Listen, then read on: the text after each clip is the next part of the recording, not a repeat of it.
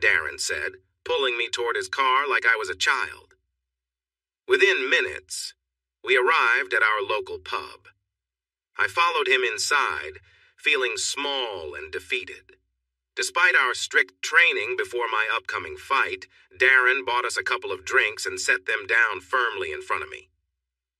"All right, explain," he demanded, his voice showing his frustration. I could see the anger on his face. He had seen the photos and video on Amy's phone that clearly showed me with Georgia, my ex-wife. The email saying I was having an affair with her didn't help either. "Darren," I sighed, "you should know I would never cheat on Amy. After everything Georgia put me through, all of you should know that." As I took a sip of my drink, my panic about Amy's sadness began to turn into anger as my thoughts started to clear up. "Then what about the email, those pictures, that video?" he asked, still upset but willing to listen as he watched my changing emotions. "Darren," I said, meeting his gaze. I felt a bit embarrassed because he had seen me in a vulnerable situation just moments ago, but I knew I had to be honest. "Have you and Tony never taken some private pictures or videos?" I asked.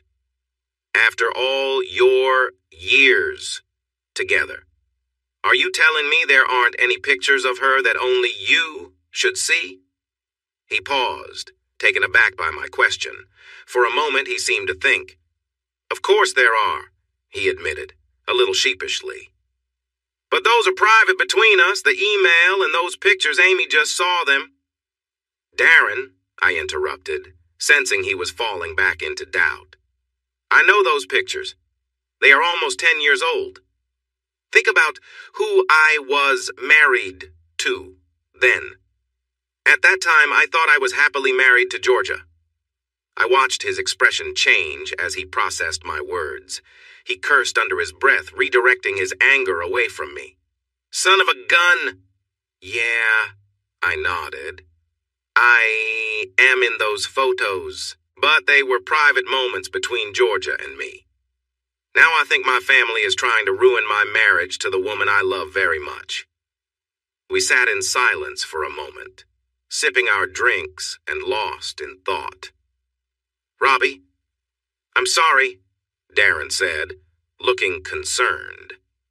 "I didn't want to believe it, but now it makes sense. I can see how Amy and Tony, I can see how they might not understand." I shrugged.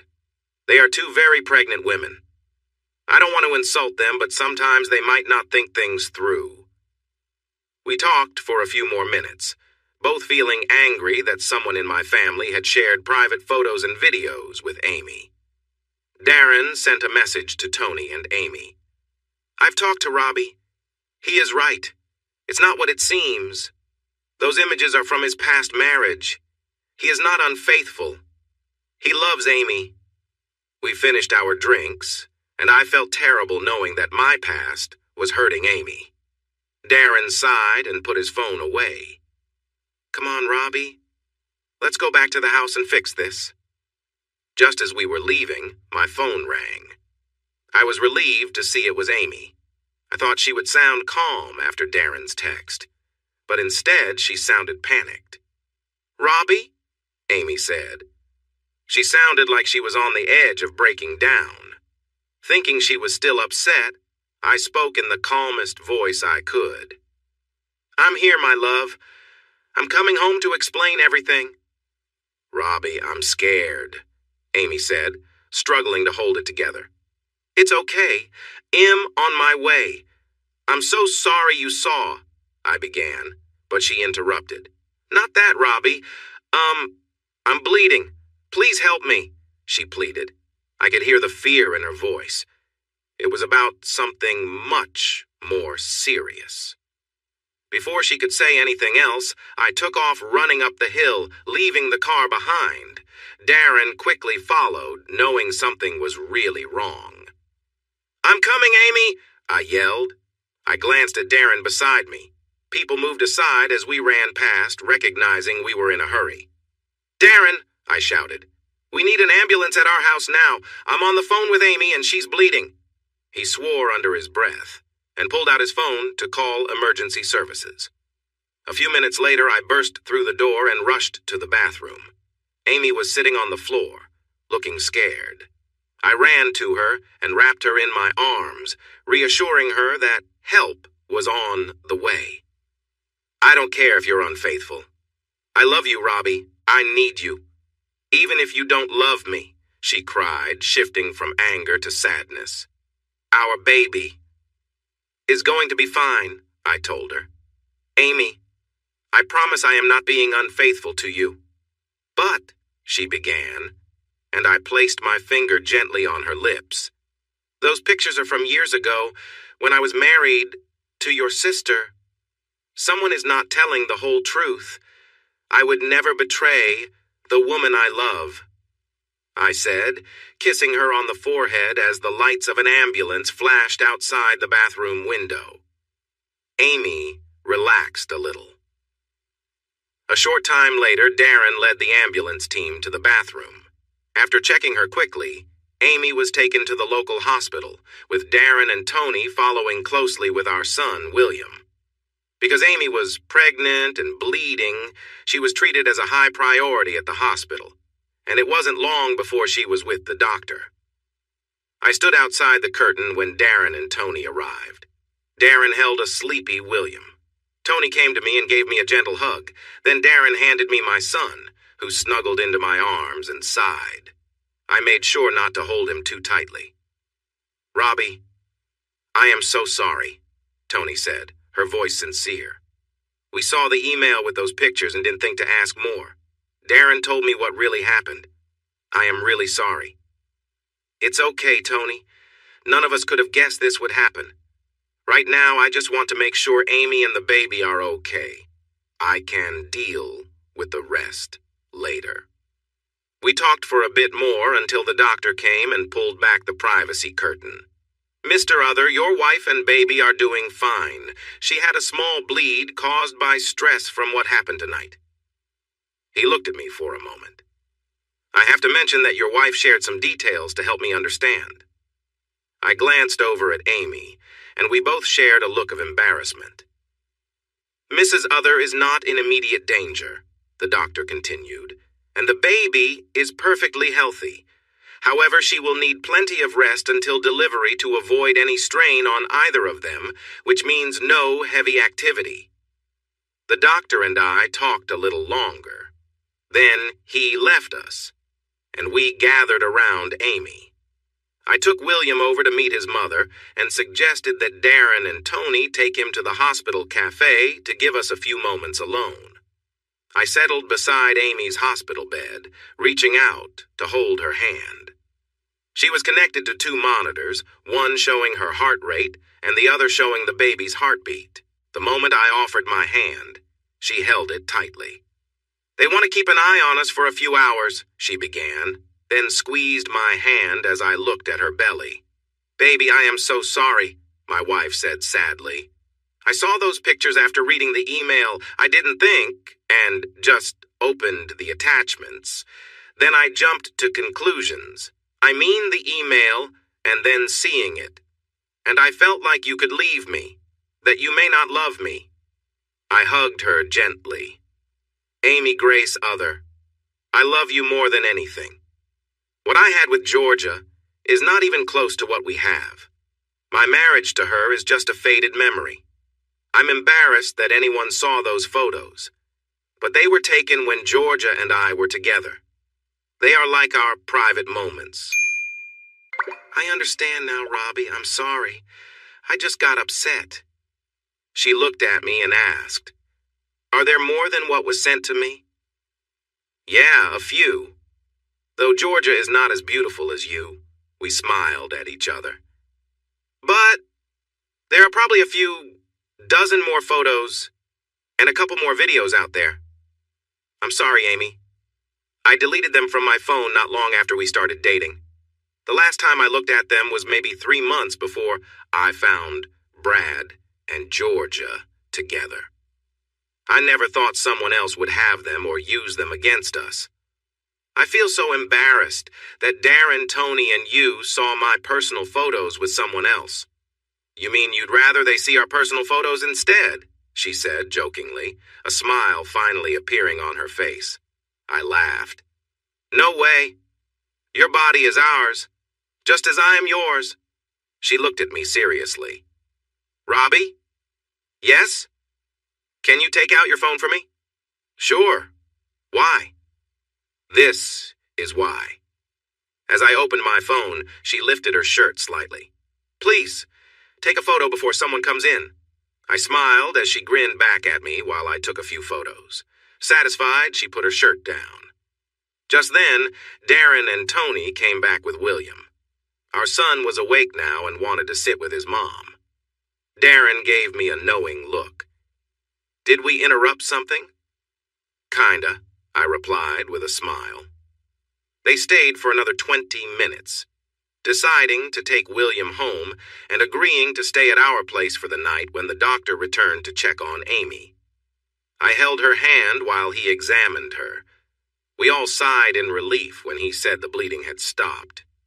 He explained that he wanted to monitor her overnight. I stayed in the chair beside the bed that night as Amy fell asleep. It was around 3 in the morning when Amy woke up looking upset. I'm so frustrated, I'm going to confront that person, she shouted, startling me awake from my awkward position. Amy? Are you okay? I asked, trying to ease the tension in my neck. She looked at me and seemed to realize where she was, her cheeks turning red. Sorry. I just had a dream that it was your brother sending those emails to break us up. And then, after our divorce, he was trying to get too close to me. I was calling for you as he took off his pants. I went to my wife. We had been through a lot together, and this issue felt like just another problem caused by what I thought was my family, mainly my brother. Amy must have thought the same as we both looked at each other. Brad, we said at the same time. Hand me my phone, Robbie, Amy said. I handed it to her and asked, You are not going to do something risky, are you? She laughed softly. Of course not. Then she dialed a number. Hey, Dominic. Yes.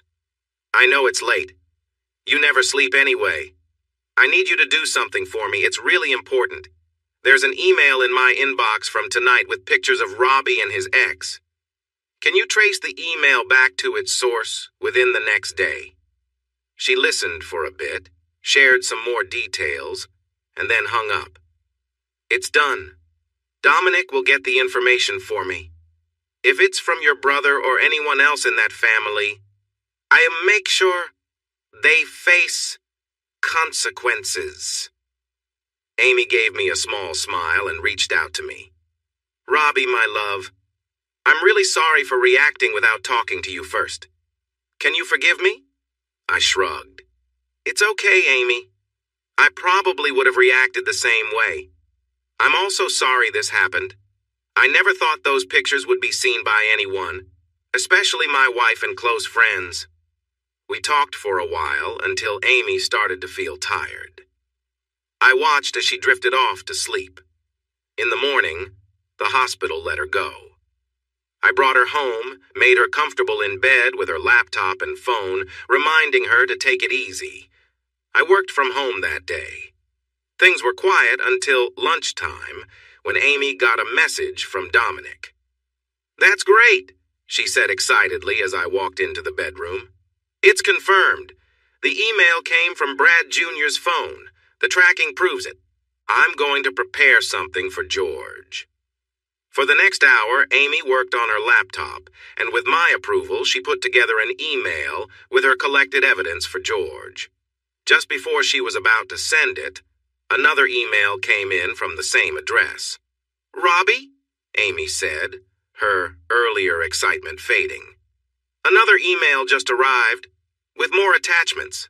She tried to stay calm. What should we do? I asked.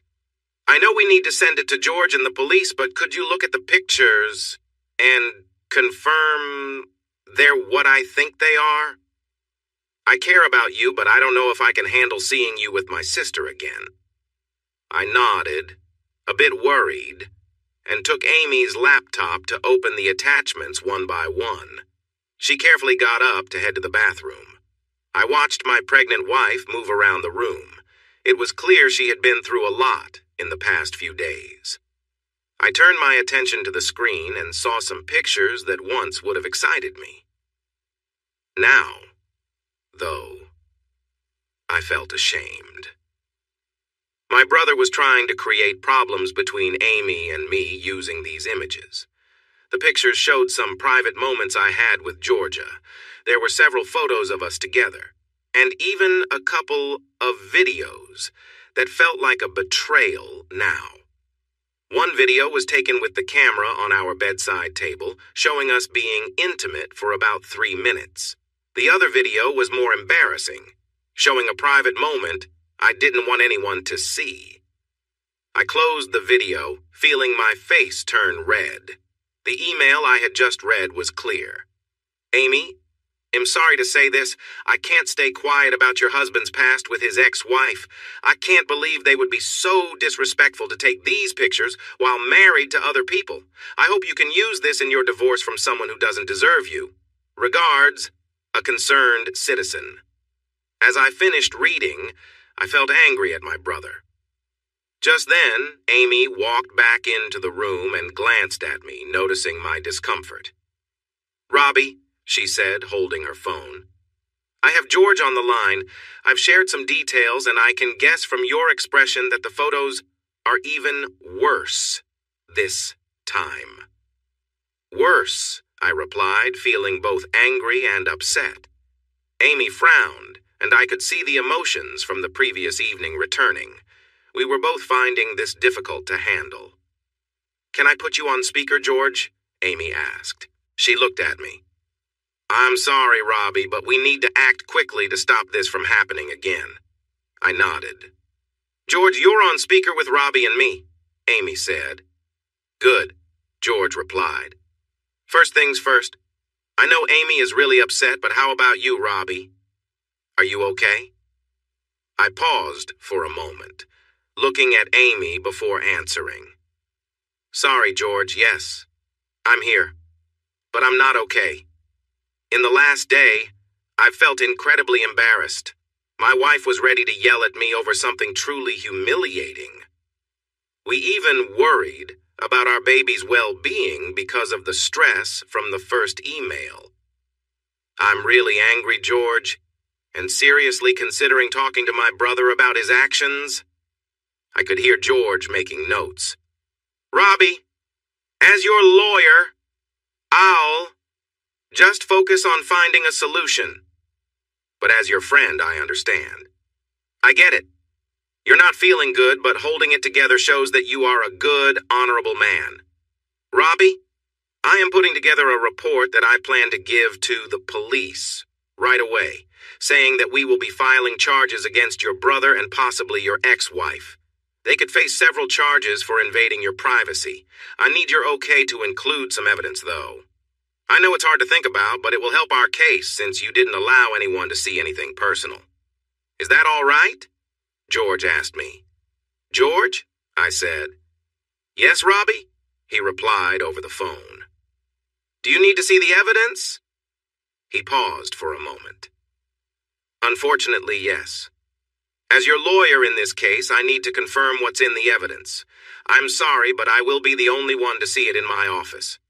I promise to be very careful. George, I give my permission, and I trust you to be careful, I said, feeling a bit exposed. Thank you, Robbie, George said. Amy sat beside me on the bed. I know this is difficult, but I want to take strong action quickly. If everything goes well, Brad Jr. could even be taken in within 24 hours. Do it, I said, not hiding my anger. Amy turned off the speaker and talked to George for a few more minutes before ending the call. Were they really that bad? Amy asked as she sent the emails to George. I nodded. Do you want to talk about them? She asked quietly. Do you want to know? I replied. No, But if it would help, I will listen.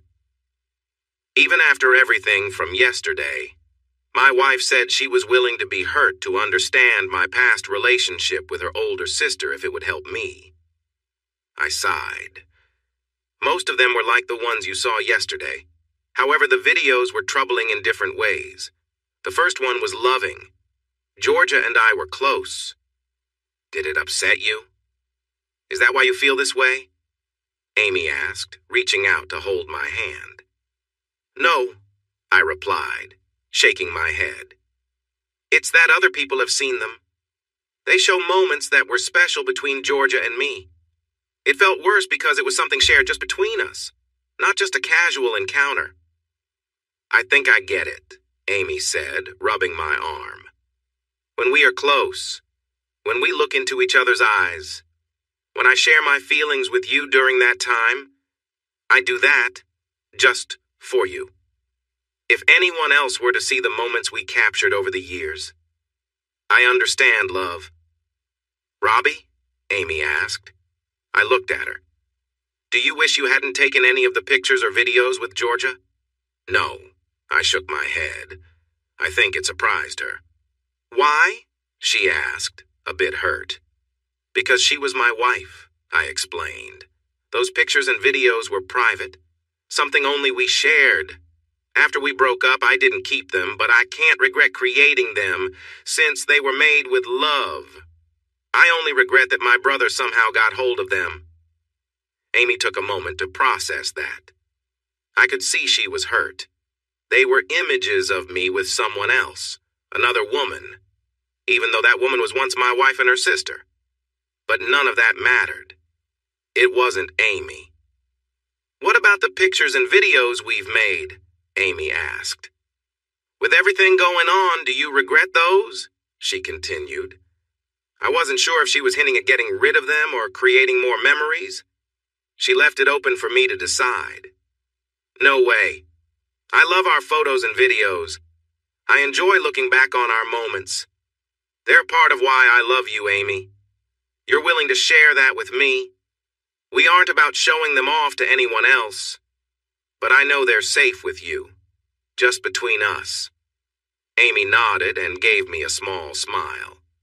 What about the second video? She asked, steering back to the original topic. You don't have to tell me if you don't want to. It's okay. We need honesty right now. I took a breath. If the first video was us together in love, the second one was different. It showed a different side of things, something rougher, something I'm not proud of. For a moment, there was silence. Then I felt Amy's arms around me, her presence, comforting. Robbie, look at me, she said gently. I looked up, expecting anger or hurt, but I only saw understanding, maybe a bit of sadness. She was there for me. Robbie, John, Other, I love you so much. This isn't fair. Your family, getting in between us again. And while it's hard knowing there are photos of you with my sister like that, she stopped to gather her thoughts. This is hard to say, but while I know they exist, I also know you respected me enough to move on from them when we got together. You couldn't have known that your brother would dig them up and do this. It's low and I'm hurt, but I know you're probably feeling even worse. I nodded quietly. Robbie? Amy stood up, looking at me with purpose. Yes? I asked, watching her with curiosity. William's down for his nap. Why don't we make some new memories? She reached for my phone with a smile. Over the next little while, we took some photos, capturing her warmth and beauty. She smiled at each one, saving them in a safe folder afterward. Then we simply sat together, her hand resting on mine as we waited for William to wake up. Typically, we would share a close moment, but after yesterday, we both understood that would have to wait until our baby was born. Robbie? Amy asked after a while of us lying quietly together. Yes, I answered. Robbie, about those photos and videos of you and Georgia, she mentioned casually.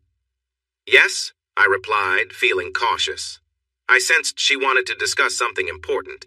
Well, once our little one is born and I feel okay again, Amy said, rubbing her stomach. I shifted and propped myself on my elbow, now focused on her. She looked a bit nervous about what she wanted to say. After a sigh, she looked me in the eyes. Once we can be close again, I want to create our own memories, she said, hesitating a bit. I want you to film us so you think of me and not her. The look on my face showed my surprise. Why? Those photos and videos hurt us, she explained. They have taken hold of your mind. I want to change that. I want to make new memories together. But Amy, I started, but she interrupted me with a giggle. But, she said, smiling. We both laughed for a moment. Amy, I understand, but we've never been that adventurous before. We've tried some things, but not like that. She sighed. Robbie, we need to take it slow. I know it won't just happen. I'll need lots of care and preparation. But when the time comes, I want it to be a wonderful experience, even better than what you've seen. We talked about it for a few minutes. Amy was determined, and I agreed that once she was ready after the baby, we could explore this together. We heard William starting to wake up. Thank you, Robbie. You go get William and I'll get dressed, Amy told me. If you're good, I'll make sure to reward you later. The next day, I heard news during lunch that my brother had been arrested. The police showed up early that morning at his workplace because they had a warrant. The story even made it to the evening news, explaining that a local man had been taken in for sharing private photos of his wife to harm her new relationship. My brother was seen leaving in handcuffs, with his company's name mentioned in the report. Georgia was questioned too, but she was released after a while, although they told her not to leave town. Reporters tried to speak to my father, but he pushed through them, refusing to comment. Later, that day, I received a call from an unknown number. It turned out to be my mother. I hesitated before answering, bracing myself for what was coming. Why, Robbie? She asked, sounding upset. Why did you do that to your brother? After all these years, do you still dislike us so much that you do this to him? She complained to me. Hold on, Hattie, I didn't do anything. Your son sent those photos and videos to Amy saying I was involved with Georgia. We are just responding to what he has done. You should check your facts before blaming me. There was a long silence. You're not lying, are you? My mother finally asked. Your father and brother are insisting that you set Brad up. Hattie, Mum, I replied. In all these years, through all this conflict and pain, have I ever lied to any of you about what really happened? Well, no, but I know how much you dislike us, she said back. I took a deep breath. Mum, think about it. Why would I want to embarrass myself by sharing such personal moments with Georgia? That makes no sense. I don't want anyone to see me like that. I'm done with it. That does make sense, Mum admitted. But Robbie, your brother has been arrested. Can't you just drop the charges? He never charged you when you hurt him. She sounded desperate. No, Mum, I can't. What happened between Brad and me was just between us. What he did affected not just me, but also Amy and Georgia, who is now his wife. No matter what else happened, that is something I can't overlook. Even if I didn't want to press charges, which I do, he broke several serious laws. The police take that very seriously these days. Okay, Robbie, I understand. I could hear the regret in her voice. I'm sorry we're making your life difficult again. For a moment, we were both quiet. Robbie? I heard her voice shake as she asked. Yes, Mum? I don't know why I called her that again. I had only done it once or twice before, but it felt right somehow. I hear that I have another grandchild? she asked softly, as if even talking about it might upset me. I sighed. Yes, you have one grandson named William, and soon you'll have a second, I told her. I heard her start to cry. I'm sorry, Robbie. I can't do this, she said, and then hung up. For the first time in many years, I felt some sympathy for a family member. At first, my mother showed no regret for the family's choices, but over time I noticed she had tried to apologize several times. Was I open to forgiving her? I wasn't sure. There was no chance for Dad, Brad, or Joanna, but maybe for Mum. Just maybe. I had a thoughtful expression on my face as I took breakfast to Amy in bed. What's on your mind? She asked, noticing the tray I set down next to her. It had tea and a croissant with jam. I just had a talk with my mom, I said softly, gazing at the ocean from our deck. She nodded. Did she give you a hard time about Brad's arrest? Not really, but I told her to get the facts right before blaming me. We also talked about William and the baby. I even called her Mom instead of Hattie. That must have surprised her, Amy said, taking a bite of her croissant and dropping some crumbs on her pregnant belly. Our son, William, entered the room and climbed onto the bed, giving Amy a kiss on her belly. Moments later, he reached for her croissant. We played with him for a bit. He was getting braver every day and soon wandered off to watch his favorite show on TV. We both smiled, knowing we would need to set some rules about screen time and encourage him to play outside more often. Living by the beautiful coast made it easier to think he would enjoy outdoor activities, but we would need to be deliberate about it. I looked back at Amy. She was sipping her tea. I knew she wasn't a big fan, but she chose to avoid coffee until the baby arrived. Once she was ready for her coffee again, I planned to run to our local coffee shop every day for her favorite latte. It was a brief but interesting conversation, I continued, as if our son hadn't interrupted us. Mom was quiet but hung up quickly when I mentioned William and that we're expecting another baby. Amy stared at me for a moment. She's feeling the weight of everything happening in the family, Amy said. I think you're right, I replied. No, Robbie, try to see it from her side, Amy advised, shifting to find a comfortable position for her belly.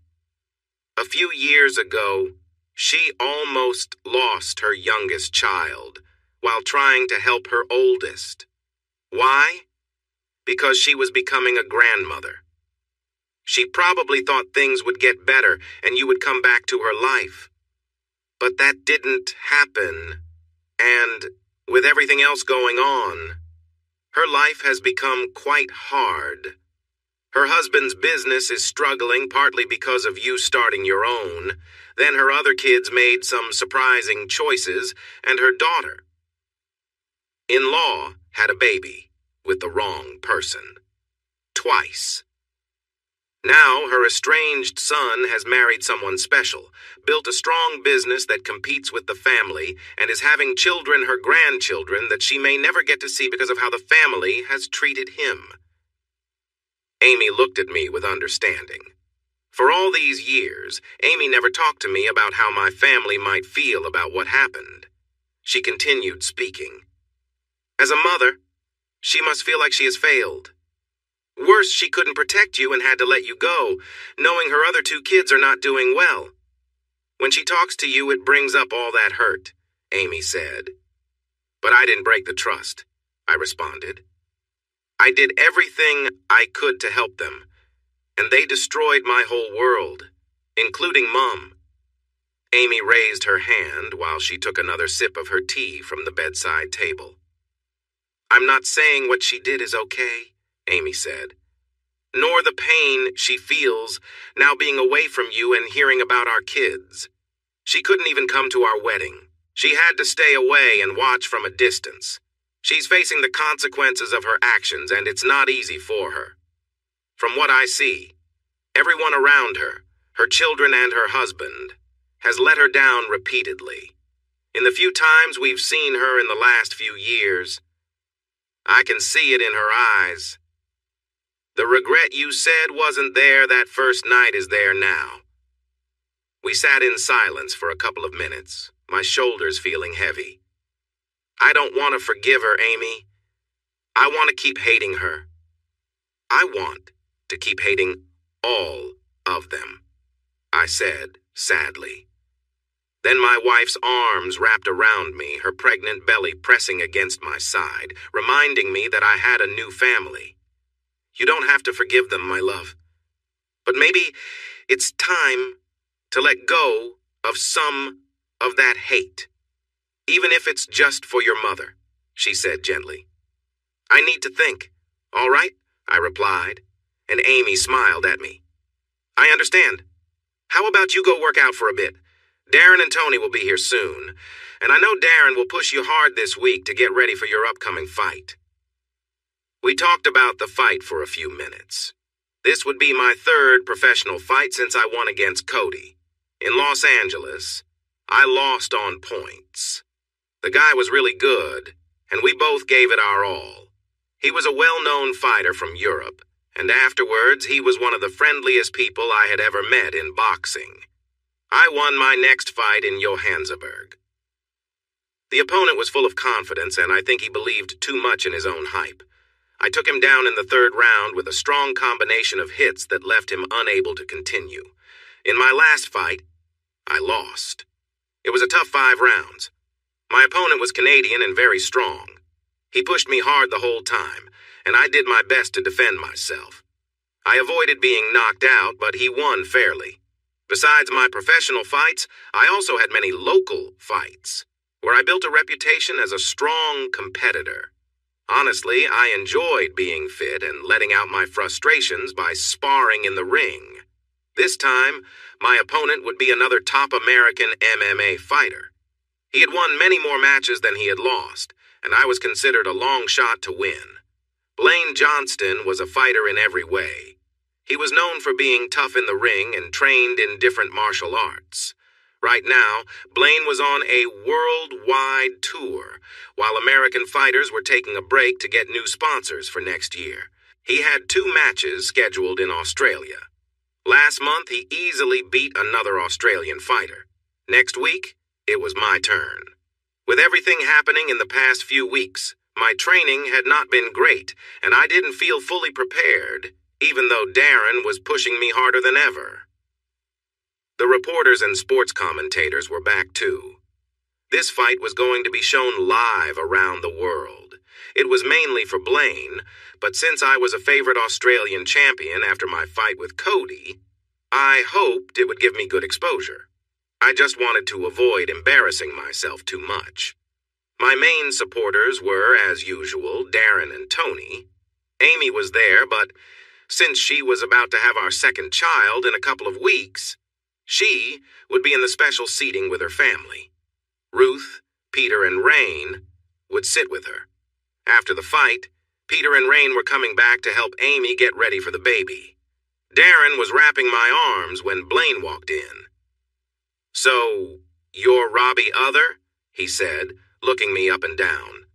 I felt like he was judging me. "You'll do," he said with a smirk, then turned and walked away. Darren whistled. "That's a good sign." I looked at him.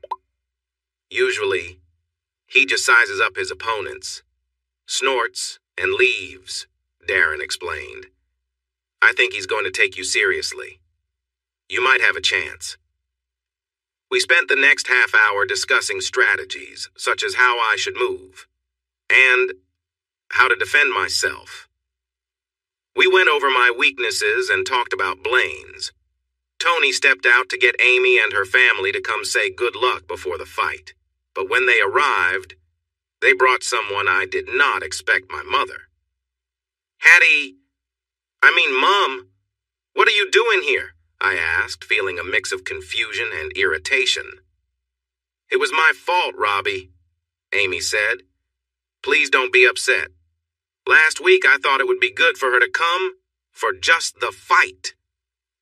Now, I was annoyed with my very pregnant wife. A storm of emotions rushed through me as I looked at her. Not what I needed right before a match. Mom turned away. "I'm sorry, Robbie, I shouldn't have come. This was a mistake." As she began to walk away, I acted without thinking. I stepped toward her and did the only thing I could think of. I embraced her tightly. In moments, my mother was crying in my arms. It was just the two of us, despite the crowd around us. I gently pushed Mom back to look into her eyes. She tried to smile, but it didn't quite show on her face. "It's okay, Mom. You don't have to leave," I said. "Are you sure? I mean..." Mom looked uncertain. "Yes," I said. "It's all right. As long as it's just you and nobody else." She shook her head. "No, it's just me. I didn't tell anyone where I was going. I didn't want to risk not seeing you." Then she hugged me tightly. "Oh, my dear boy, I love you so much. I am so sorry for how we treated you. We should not have acted that way, and we deserve everything that has happened." I gently patted her back, unsure of what to say after all this time. "It's okay, Mom. There will be plenty of time for apologies later. Right now, I need to go and focus on this fight. Will you watch with Amy?" She nodded. I then received good luck wishes from everyone before stepping into the ring. Blaine smiled at me as I entered a few minutes later. "This should be easier than I thought," he said, having seen the moment with my mother. The bell rang, and I felt the impact from the very first moment. Blaine was quick for his size. His punches hit hard and his kicks were well placed. I was surprised I made it through the first round. At the end of the round, Darren looked at me and pushed me, urging me to get my head in the game. In round 2, I stood my ground better, but I was still getting hit hard. I glanced over at my mother and saw the worry on her face. I looked at Amy and saw her concern, too. My mind just wasn't in this fight. So much had happened, and seeing Mom, then her crying in my arms, left me feeling lost. I stumbled through the rest of the round, and as I tried to regroup, Amy and my mother came over to me as Darren checked me out. I looked at Amy, then at Mom. Then to my surprise, she slapped me. I was shocked, and I bet every camera in the place caught that moment. "Robert John Other, I did not raise a weak son," she said firmly. "I apologized for what we did to you, but if it's going to make you weak, then I take it back. Where's the fighter we saw that night? Where is the man who stood up for himself?" "I was angry, Mom," I replied, still feeling the sting of her slap. Seeing all of you and then Brad with his hands all over Georgia made me mad. It made me want to fight, but that anger is gone now. "Well, forget that," my mother said, surprising me with her language. "Robbie, look at this." She showed me her phone with a picture of Brad, Georgia, and their child. "This guy," Mom said angrily, "he took your wife. Got her pregnant without telling you and made you feel alone while making fun of you behind your back for years. He got your father and sister to see you as less of a man, and I was fooled by his lies for a while, too. For goodness sake, Robbie, he sent photos and videos of you with Georgia to Amy just to break you up. Use that anger, son. Use the hurt we caused you. Use the fact that my oldest son seems to be failing as motivation, and show that Blaine guy what you've got. Picture it as if it's your brother who needs a lesson. Prove to us that you're strong." With that, my mom walked away and sat down. Amy, Tony, Darren, and I just watched her leave. "Go get him, my friend," Amy said with a smile as she followed Mom. "What she said," Darren added, trying not to smile too much. Mom's words worked. In the next round, I fought back. I started moving quicker. I avoided his hardest hits and even got a few of my own in. If I had heard the commentators, I would have known they were talking about the motivational speech my mother gave during the break. When the third round ended, I noticed Blaine had lost some of his confidence and was starting to fight smarter. In the fourth round, we clashed again. Blaine went down twice as he struggled against my renewed energy.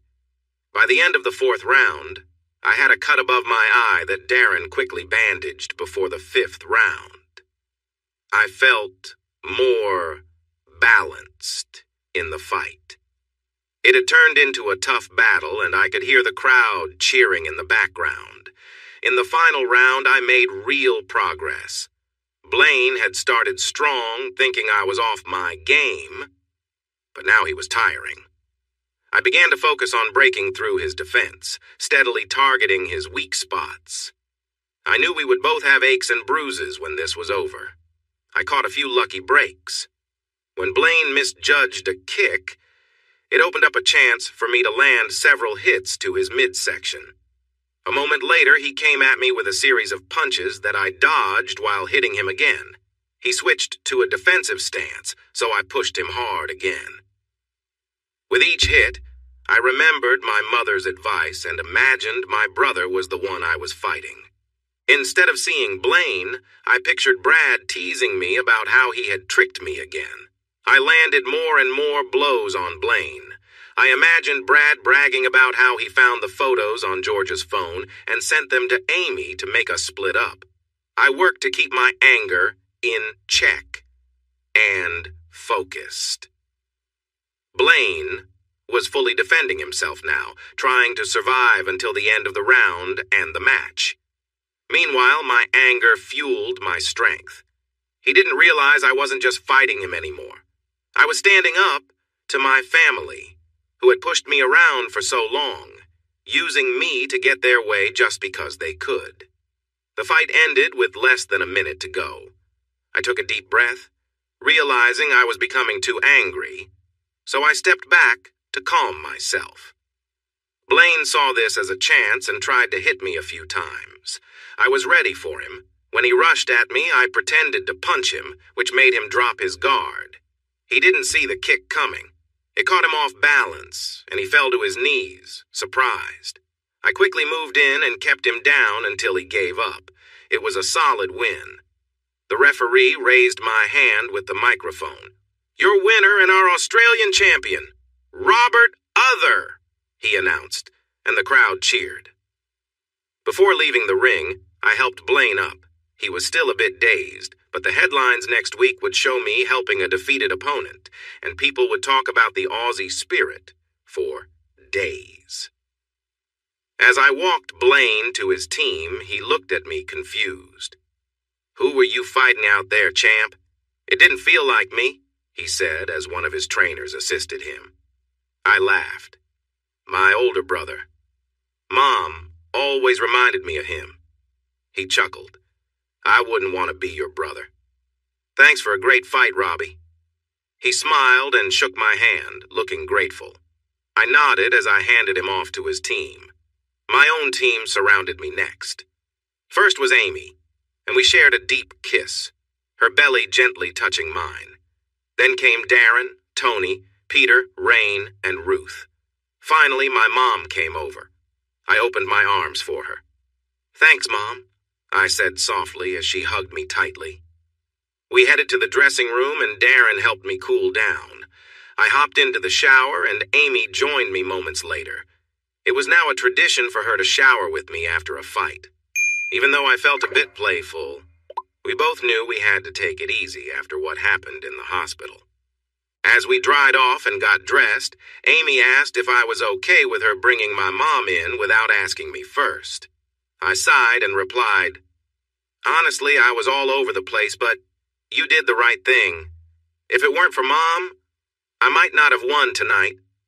Amy looked at me intently. "Really?" "Amy, I might have been more focused at the start if she hadn't been there. But Blaine was going to be tough for me, especially with everything I've been dealing with these past few weeks. Mom knew how to motivate me and reminded me to find the strength I needed to face someone as skilled as Blaine. Even though I enjoy this, it's not my main job. If it weren't for Darren encouraging me, I wouldn't have taken the fight. But tonight, I needed that anger to help me win. "Are you going to forgive her?" she asked, adjusting her maternity bra and pulling her shirt over her head. "I think I did tonight when I confronted her." I sighed. "Amy, I really mean it. I'm feeling confused right now. I don't know what my relationship with Mom will be going forward. I can say I forgive her, but I don't know where to go from here. And to be honest, I'm not anywhere close to forgiving Dad and Brad." I sat down to put on my shoes. Amy leaned over and hugged me. I cherish my wife. "It's okay, love. I don't think I can forgive them either. Just know that whatever you choose, I'll be here supporting you." We talked more as we finished getting ready, while everyone else waited outside the locker room with security guards. I could hear fans asking for my autograph, which was a first for me. Reporters asked about the fight, and some tried to talk to my mother, who seemed surprised by all the attention. As I headed to the interview area, security kept the crowd back. "Robbie, is everything your mother said to you during the fight tonight true?" one reporter asked as I sat down. The question surprised me. I'd forgotten that the microphones picked up conversations in the ring. Usually they played snippets of trainers, but I guess this was the first time they caught something personal. Sorry everyone. That was a private matter." "I would appreciate a bit of privacy if you don't mind," I replied, knowing they'd be curious but hoping to have a moment to gather my thoughts tonight. "Mr. Other," another reporter started, "did your mother slap you?" I chuckled. That was pretty clear if you were watching. The reporters shifted, buzzing with that question. "I just mentioned that most of what you want to ask me is private. Yes, it was recorded, and I know it's out there. But everything happened so quickly tonight. I'd like some time to sort through my feelings and give you answers that make sense. I will admit there have been issues in my family, like in many families over the years. Yes, those things played a part in tonight's fight. However, after my wife has our second child, I'd be willing to sit down with each of your networks and discuss it if you could give us some space for now. But right now, I am tired after an incredible match, and I want to care for my family. If you have more questions about the match and not my family, I can answer them," I said. This quieted most of the reporters, and everyone agreed to focus on the family side for a few days. I knew this wouldn't last, though. Soon, all the news outlets would likely be looking into the Other family. Sarah Marie Other was born 2 weeks after the big match. She was perfect and arrived crying loudly until she was placed in Amy's arms to feed. Amy was worn out after a long labor which lasted 22 hours, but she went through it like a trooper.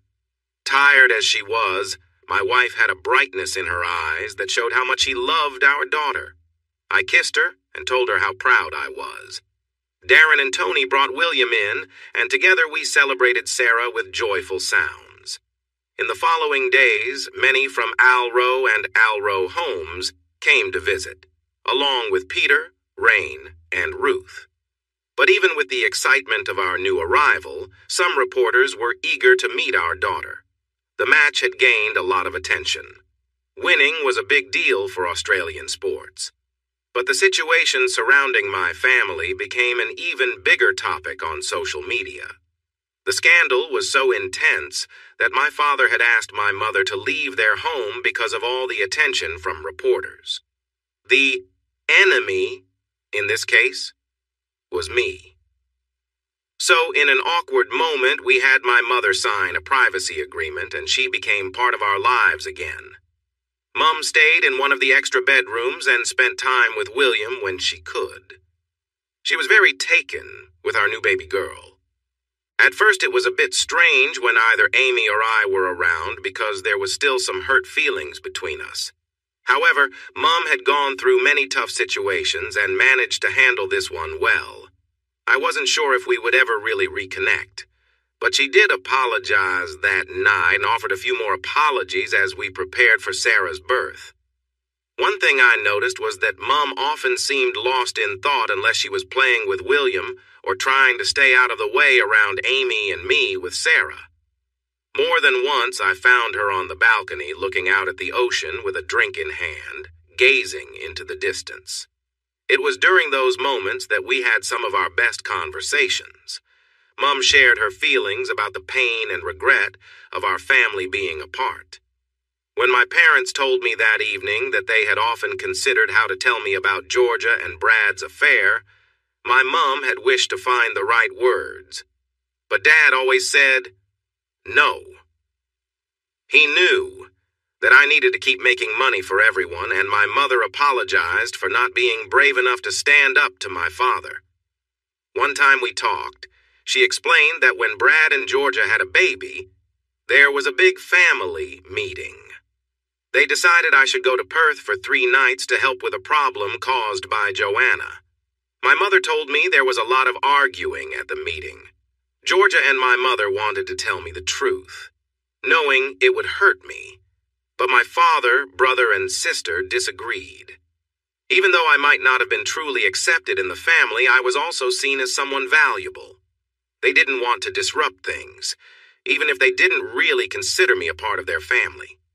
My mother said that my father made Georgia go home with Brad that night, and all her complaints faded away. She felt pressured and even threatened with divorce if she didn't follow his wishes. Sadly, she told me that after that night, my parents never shared a bed again. She moved into a spare room, and my father refused to change. The night I found out the truth and faced my parents, what I thought was rejection from my mother was really guilt and shame pushed onto her by my father.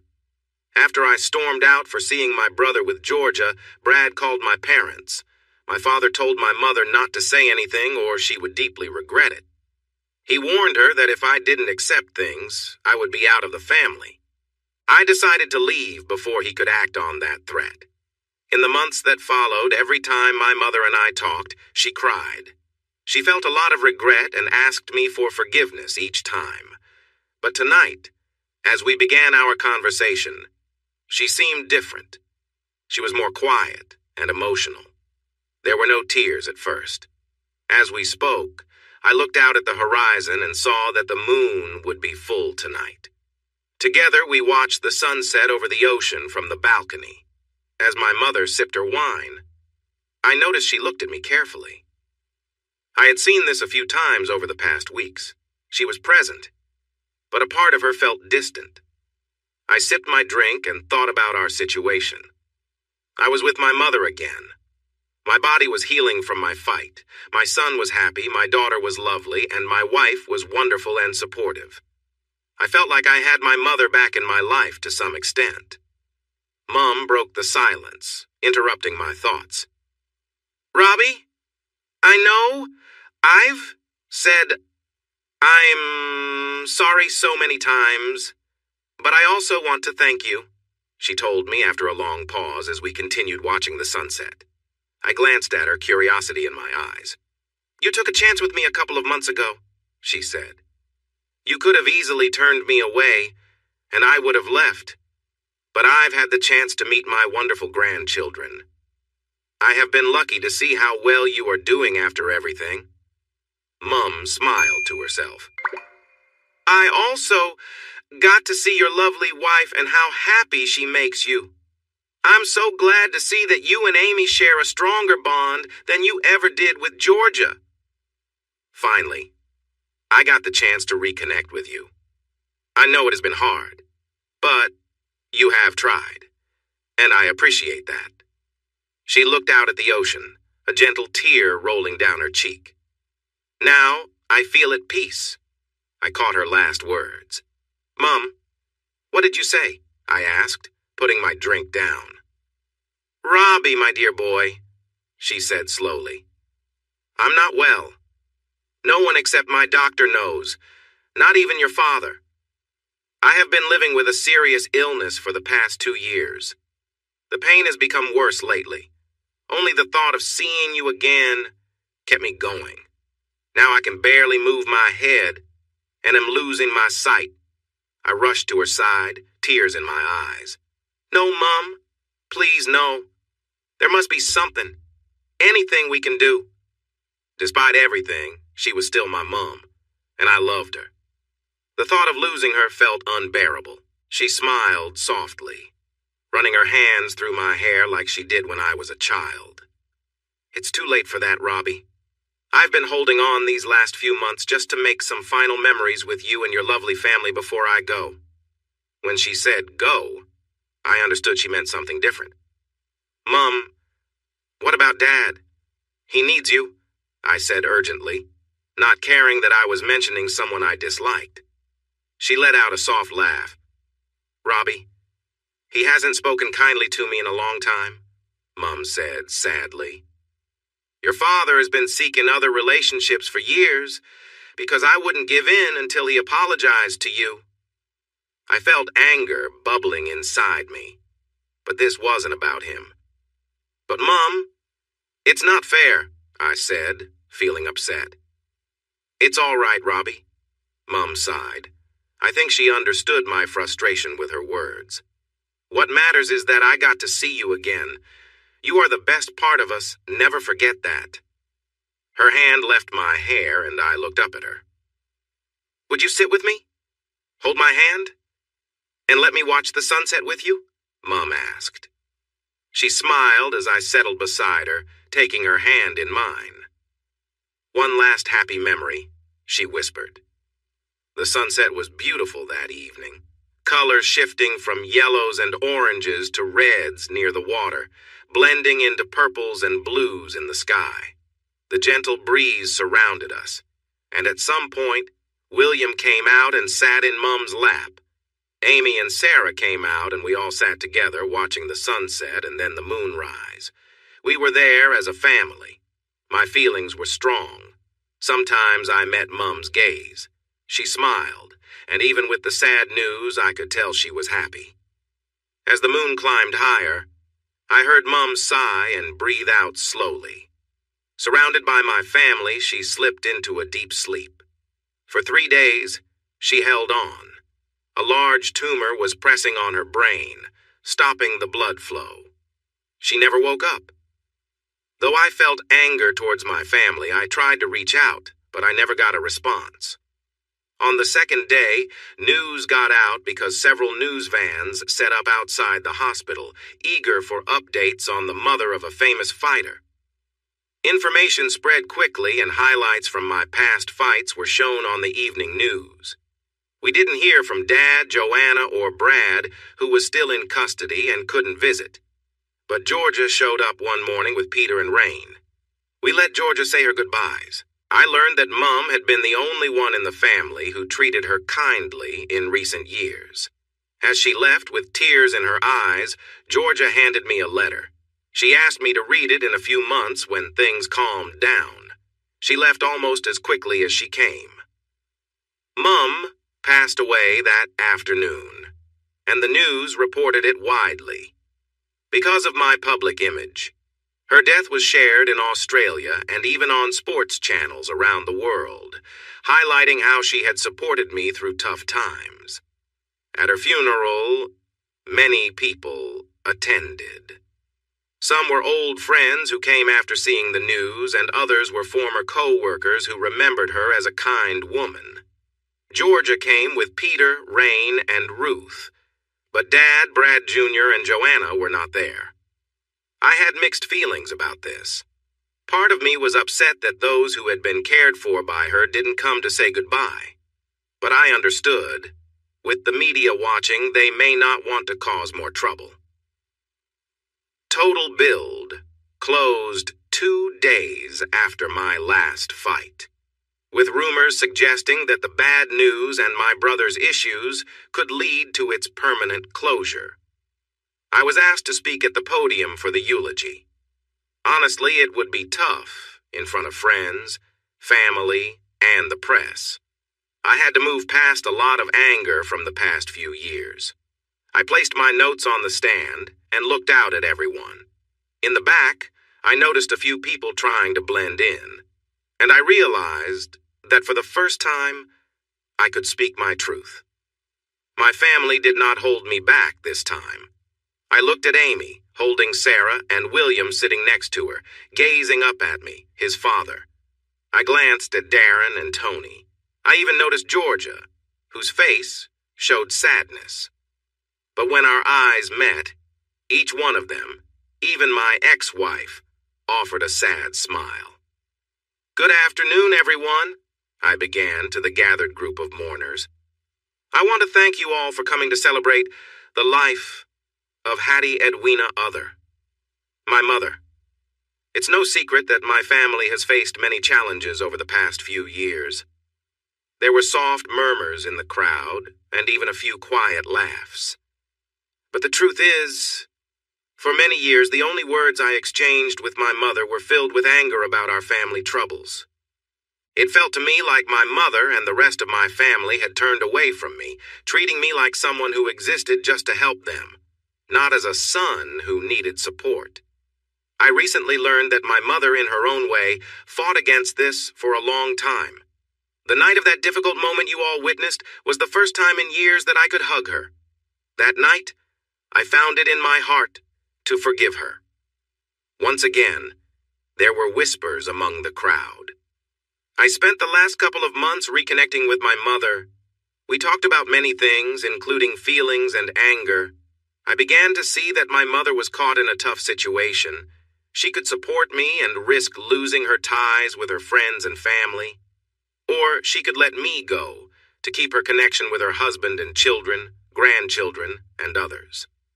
She chose to protect her grandkids, feeling she had no choice but to stand apart from me, her son, because those grandchildren were innocent. It took me a long time to understand her viewpoint. Not long ago, Amy pointed this out to me based on her own experience as a mother. Even now, as I speak to all of you about Mom, I still feel anger. But I loved my Mom, and I know she loved me too. I paused for a moment, wiped my eyes, and noticed several others doing the same. When I spoke again, my voice trembled.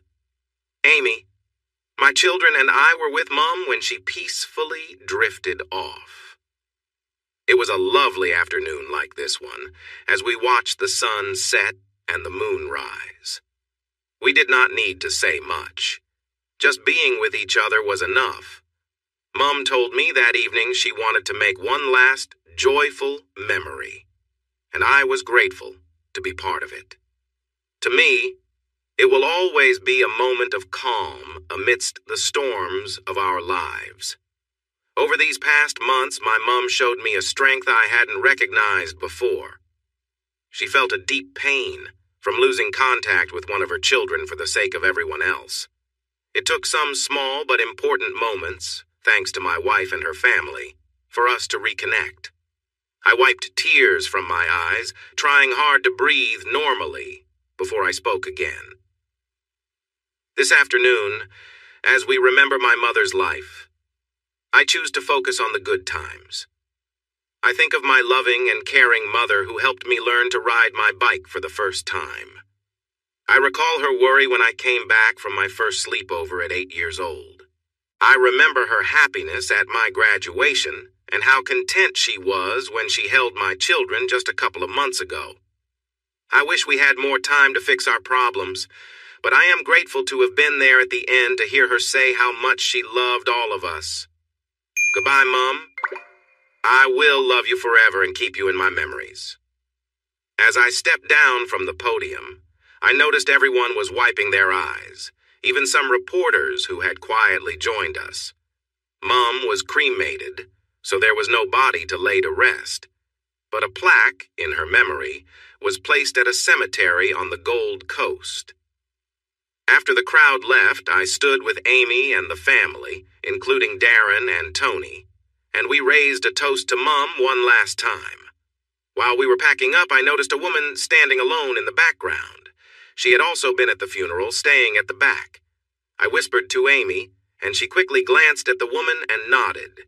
She gathered everyone and left me standing next to Mum's plaque. I stood there for about 5 minutes before the woman approached me. "You spoke beautifully," she said, her hand grazing the plaque. "Thanks," I replied simply. "Not much sympathy for your family, though," she said. "Not much to give after what they did to me," I answered with a hint of bitterness. "Come on, Robbie," she said, looking at me with disapproval. "After all these years, you're still hanging on to that anger?" I nodded. "Yes, because whenever I try to move on, someone brings it all back. If it wasn't you, it was Dad. If it wasn't him, it was Brad. If it wasn't Brad, it was Georgia. Despite what you all said about me being out of the family, you had a strange way of showing it." She seemed taken aback. "I guess we deserve that, but Robbie..." She trailed off. "You get what you and your family have caused, Joanna," I said, saying my sister's name for the first time. "Your father and brother only think of themselves, and you were always the one who never wanted to grow up, doing the least amount of work to get the praise." I felt my anger rising. Joanna stood silent. "You never defended me because whenever they put me down, it meant you were one step above me," I said, upset with my sister. "You could have stopped Brad and Georgia back then. You could have prevented this mess, but you wanted to have something to use against me. You thought it made you better than me. So, you agreed to keep it all a secret. But when it all came to light, you were embarrassed. That day you showed up at my house ready to confront me, but your secret didn't hold any power over me anymore." She looked down, knowing I was right. "But I need to thank you," I said, changing my tone. Joanna looked at me with confusion. "The day you came to Darren and Tony's, you brought me my wife, the love of my life. I'm much happier with Amy than I ever would have been with Georgia, even if she hadn't been unfaithful," I told my sister. "Why?" she asked. "Because Amy loves me completely. Georgia and I got married for other reasons. Even now, I think our dad may have influenced that choice. If Georgia hadn't been unfaithful with Brad, it would have happened with someone else eventually. We just weren't a good match like Amy and I are." Joanna nodded slowly. "I think that was the same for Chris and me." I raised an eyebrow. She laughed a little. "Yeah, I know you heard about that. How foolish was I? I let my fiancé betray me, and now I'm single, feeling down and pretty much out of work since my brother tried to get back at you. Chris was a mistake. I let Dad decide for us." "Joanna, "No, Robbie. I couldn't say it then, but I will now," she interrupted. "I'm sorry for everything. You were right about so much, and I'm glad you're doing well without Mom, with Brad in prison and Total Bill closed. I'm moving south." "Where?" I asked, mostly out of curiosity. She thought for a moment before answering. "Melbourne," she finally said. "I still have a few friends who will talk to me after everything. I need to go somewhere where people don't know me, so I can escape the label that I feel stuck with." I nodded in understanding. "Robbie, do you think?" She hesitated. "Do you think one day you might forgive me like you did Mum?" she asked, a hint of hope in her voice. I sighed. "Joanna, I honestly don't know. I won't forget what happened. You played a major role in my hurt. But the fact that we're not shouting at each other right now tells me I might be open to it one day." She shrugged. "I guess that's all I can hope for." She looked at me, studying my face for a moment, then sighed with a similar expression I had just shown. "Robbie, Dad has been harsh about you for years, calling you ungrateful and disappointing. We all believed him for a long time, because we relied on you for our comfort. We always followed Dad because he would help us carry our burdens. Joanna paused and looked at me. I talked to Dad yesterday about leaving, and he blamed you. He says you broke the family. But I know it wasn't your fault. It was him. She glanced at the plaque with Mum's name, reaching out to touch it before looking back at me, her eyes glistening. I'm glad you were there at the end. I'm glad her last moments were with the best of us, my sister said sadly. I turned to Joanna, confused. What did you say? When I met with Mum for coffee, I sometimes complained about you. She always stopped me, saying we were the ones who messed up, not you. She would say you were the best of us. Why? I touched the plaque, too. She told me something like that. I don't know if I deserve it. I felt tears coming. I'm going to miss her, Joe. Then Joanna did something surprising. She stepped toward me, wrapped her arms around me, and hugged me. As kids, she never hugged me. We only did high fives. I could feel her tears on my chest as she let out all her feelings. Don't you dare, Robbie. Don't lessen Mum's words, she whispered. Mum was right. You are the best of us. You didn't play Dad's games. I'm sorry it took me so long to realize that. I just hope I can get my life back on track. She let go of the hug and walked away. Just a few steps from me, I called out. Joanna. She turned to look at me. I hesitated, seeing her eyes. I struggled for a moment, unsure of what to say. I forgive you, I finally said. Saying it hurt, but I felt a little lighter inside. Joanna's eyes widened in surprise. She stared at me for a moment, then nodded slowly, and left. It would be a few years before we saw each other again. I went back to the car where Amy and the kids were waiting. Amy had finished buckling them in and hugged me. I saw Joanna leave. She looked like she was crying. Are you okay? My wife asked, worry in her eyes. Yeah, I replied softly. We were civil. I chose to let go of my anger and told her I forgive her. Amy's eyes widened like Joanna's had moments before. She knew I had blamed Joanna for keeping my brother's secret. She hugged me again. You're a good man, Robbie. I scoffed a little. It's not like we will ever be a family. I still don't like her much. I think it's time to let go of my feelings toward her and focus on my life. I glanced in the direction she had gone. She was out of sight, but I could imagine her walking away, feeling very sad, having lost so much. She told me she's moving to Melbourne to start fresh. I pondered this for a moment. If she can change her ways and become independent, maybe she will grow and improve. We got back in the car for the long drive home. The kids were sleeping in the back while Amy and I chatted quietly about work, parenting, and my past challenges. I think I have only 1 or 2 more big fights left in me, I said to Amy.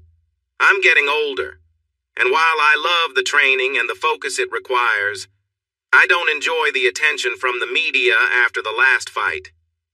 Amy chuckled. Besides, I have a wife and 2 kids to think about. I would like to stay fit and maybe even find someone to mentor. Like a young apprentice? Amy teased, referencing characters from her favorite series, Star Wars. I laughed. Kind of.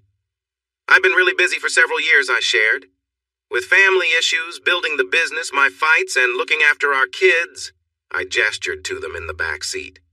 I admit I'm feeling a bit worn out and taking it a bit easier. For years sounds appealing, Amy smirked.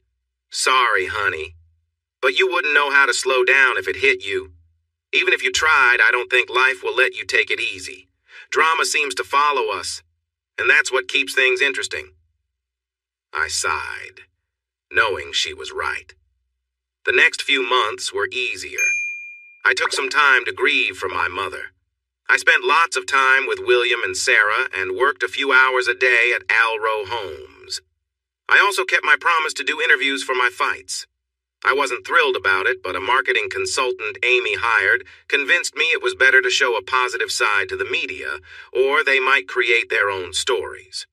One great thing was that I secured a couple of big sponsors for clothing and workout equipment. Amy and I were invited to spend a few weekends with a Hollywood celebrity who has his own fitness brand. He and his wife were fun to be around, and we agreed to get together every few months to share stories. Amy also reminded me to stick to my promise of replacing those unwanted images and clips with our own memories. My wife had a stunning presence in those clips, and focusing on our shared moments helped me move past those memories. Sure, I still remember those images, but whenever I thought of them, my mind often turned to Amy, which helped me forget what my brother had done. It had been 6 months since Mum passed away, and Amy and I were starting to find a routine in our lives with work, kids, and each other. It wasn't always easy, but it was our life. And Amy was right. Even when I wanted to take things slow, life kept pushing me forward. What was interesting was that both Amy and I were witnesses in my older brother's trial. He had been out on bail for a while, wearing a GPS tracker and not allowed to contact us. During the trial, we sat in the courtroom listening to the prosecutor describe Brad as a terrible person with few good qualities. Words like bully and selfish were thrown around. His defense tried to say he was a victim of circumstances, but nobody believed that. The only person supporting him besides his attorney was my father, Brad Sr. When Dad saw me in the back of the room, he kept looking at me with a glare. Unlike Mom and Joanna, he didn't want to fix things between us, and honestly, I was okay with that. After his company, Total Build, closed down, he struggled to find work, especially after the news painted him badly following my fight with Blaine. Another witness was Georgia. My ex-wife didn't look well. She had always been slim, but now she seemed even more stressed and worn down. Her body language showed defeat as she sat with her back to us. If I could see her face, I knew her eyes would look tired. Amy and I were not called to testify. Our statements were submitted formally through George to the police. To be honest, I didn't think Brad's defense would want us on the stand since we might make things worse for him. Georgia, however, had to take the stand. When she first saw me, she gave me a sad smile. I could tell she was tired, with dark circles under her eyes. The defense lawyer began to ask questions. Mrs. Other, can you tell us your relationship with the defendant? Mr. Brad Other Jr. is my husband, Georgia answered in a flat voice, showing no feeling. And do you have any children with him? The lawyer asked, possibly trying to build a family image for Brad. No, we do not have children together, she replied in the same flat tone. A small murmur went through the room. I glanced at Georgia, then at Brad, who was next to my father, and finally at Amy, who also looked confused. Brad glared at Georgia with a look full of anger. My father somehow managed to both smirk and give her a disapproving look. Georgia stood her ground without hesitation. You mean you have a son and a daughter with your husband? The lawyer tried to clarify. No, my son and daughter have different fathers, Georgia explained to the court. My husband is not the father of either child. Whispers filled the room, and the judge had to tap his gavel for silence. The lawyer looked at Georgia and cleared his throat. For a moment, I felt a sense of panic. If Brad wasn't the father, could it be that I was her son's father? Regardless of where they come from, you are raising 2 children with the defendant. Georgia shook her head. No, that's not right. Yes, I am married to Brad, but he is not and has never been a parent to my children. He was often away, drinking or with someone else. She winced and glanced at me briefly. The only time he was home was on Sunday mornings when he would tell the kids to get out so he could watch sports. He called them names, so I don't see him as a parent. For the first time in years, I felt compassion for Georgia. I was still processing the fact that her son wasn't my brother. If I had known, I thought she would defend Brad in court today. But clearly some of what I had heard about how my family treated Georgia was true.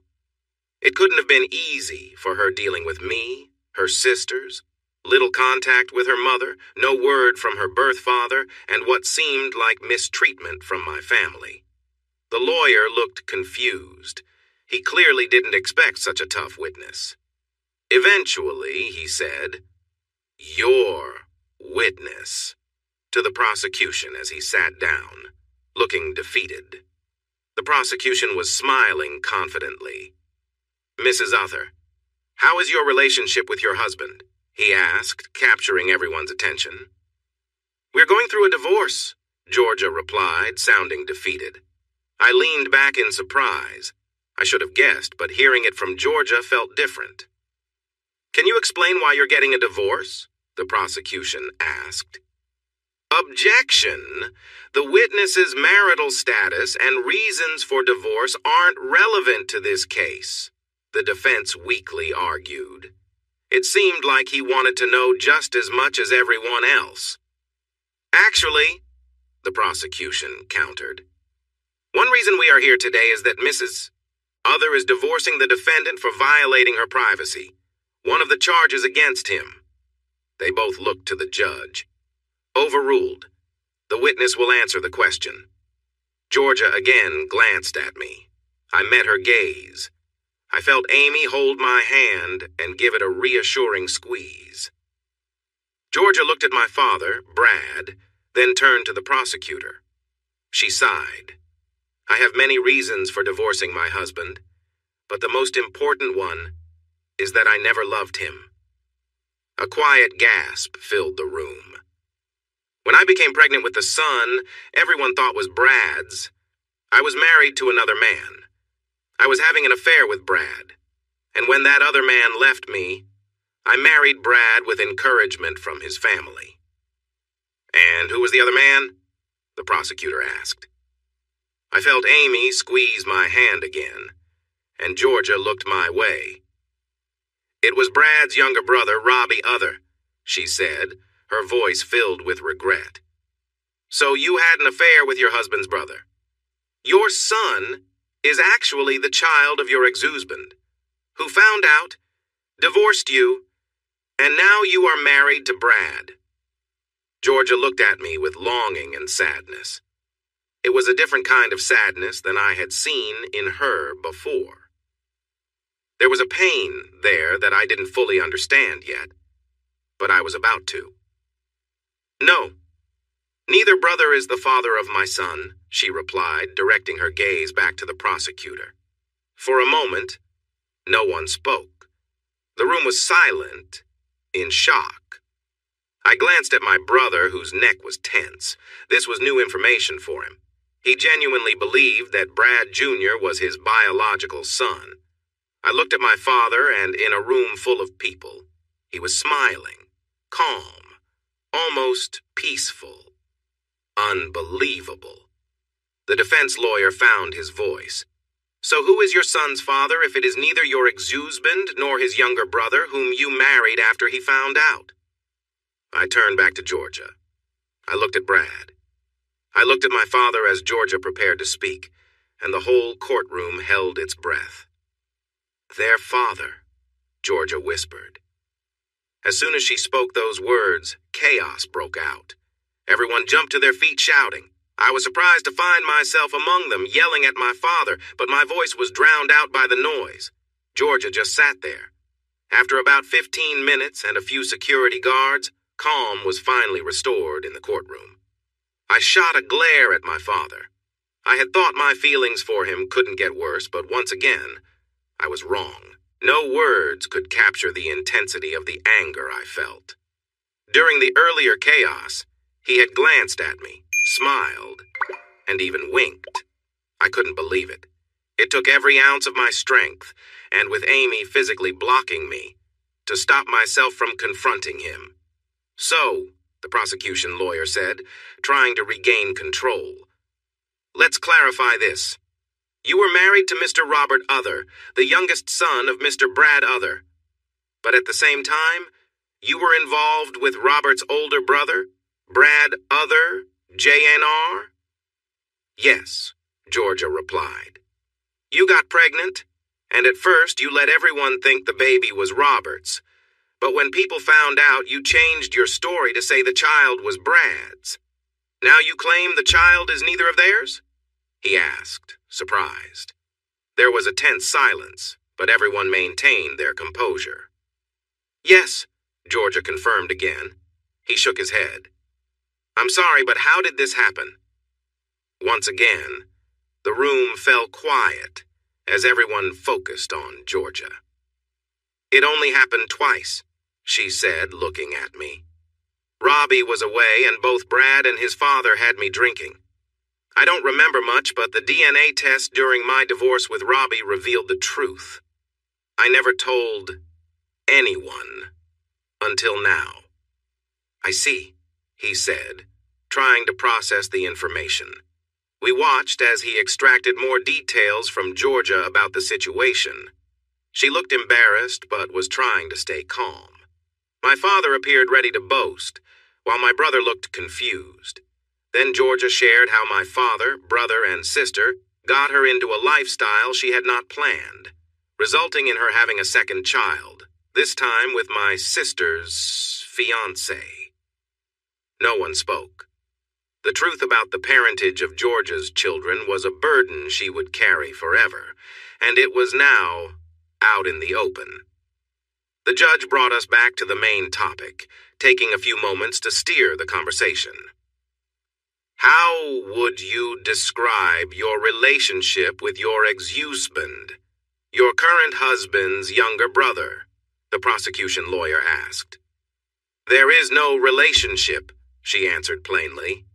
Can you explain why? When the defense lawyer started to object, the prosecution addressed the judge.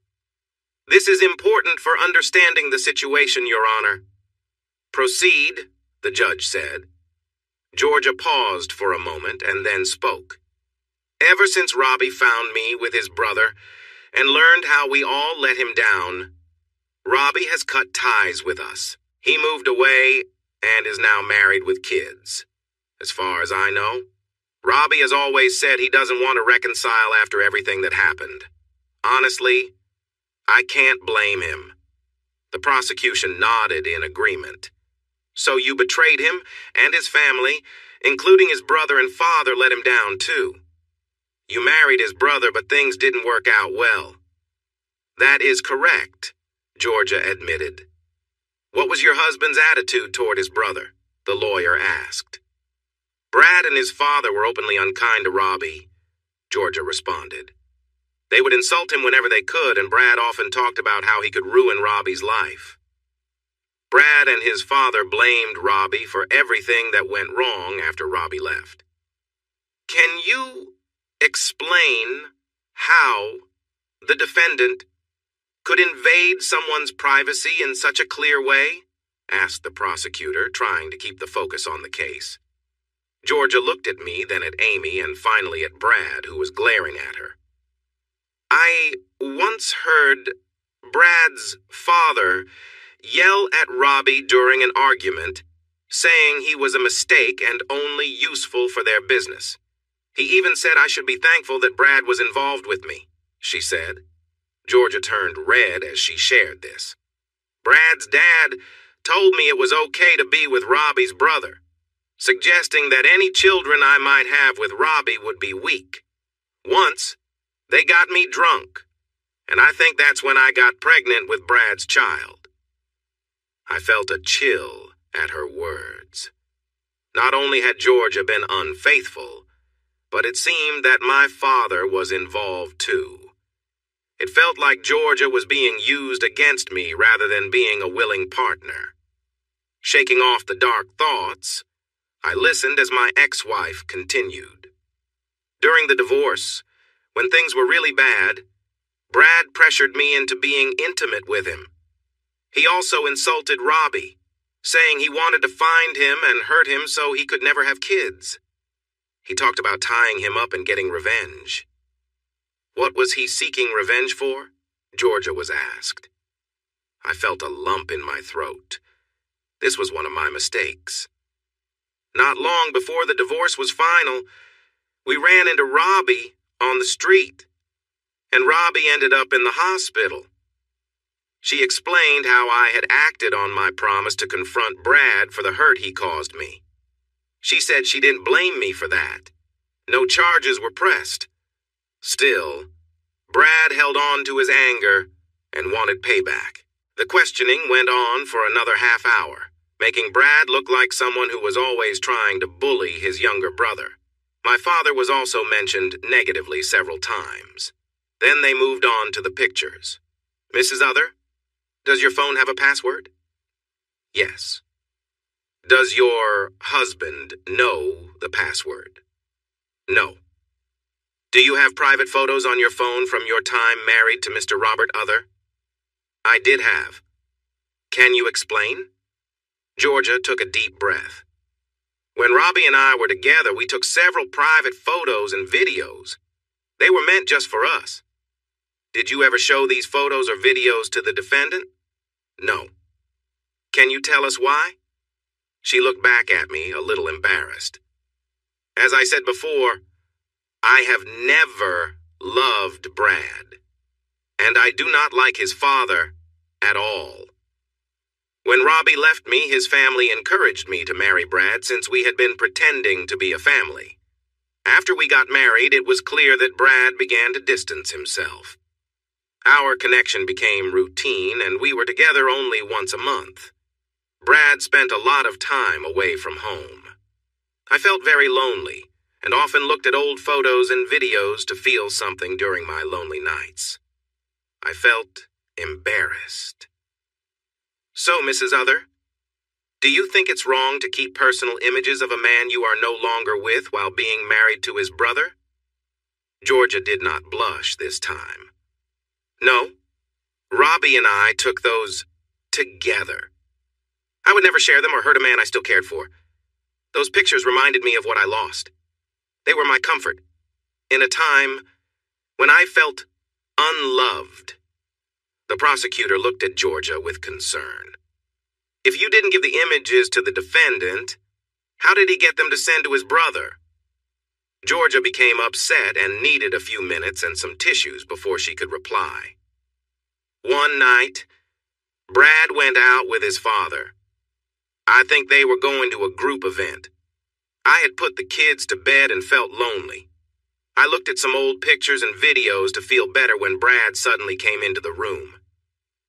He saw me and then noticed the images on my phone. Brad and I never took personal pictures, and he knew I didn't like that kind of content. When he saw the screen, he realized it was Robbie and me. Georgia looked down and rubbed her arm, remembering. Brad grabbed my phone, trying to take it from me. He wasn't as strong as Robbie, but he was still strong. He managed to copy everything to his phone. I was telling him to stop, but he threw me against the wall, called me names, and left with my phone. I felt shocked and cried. When I came out later, my phone was broken and Brad was gone. The courtroom fell silent for a few moments until the prosecutor spoke up. Thank you, Mrs. Other. I understand that sharing this has been difficult for you as well as everything else you're sharing today.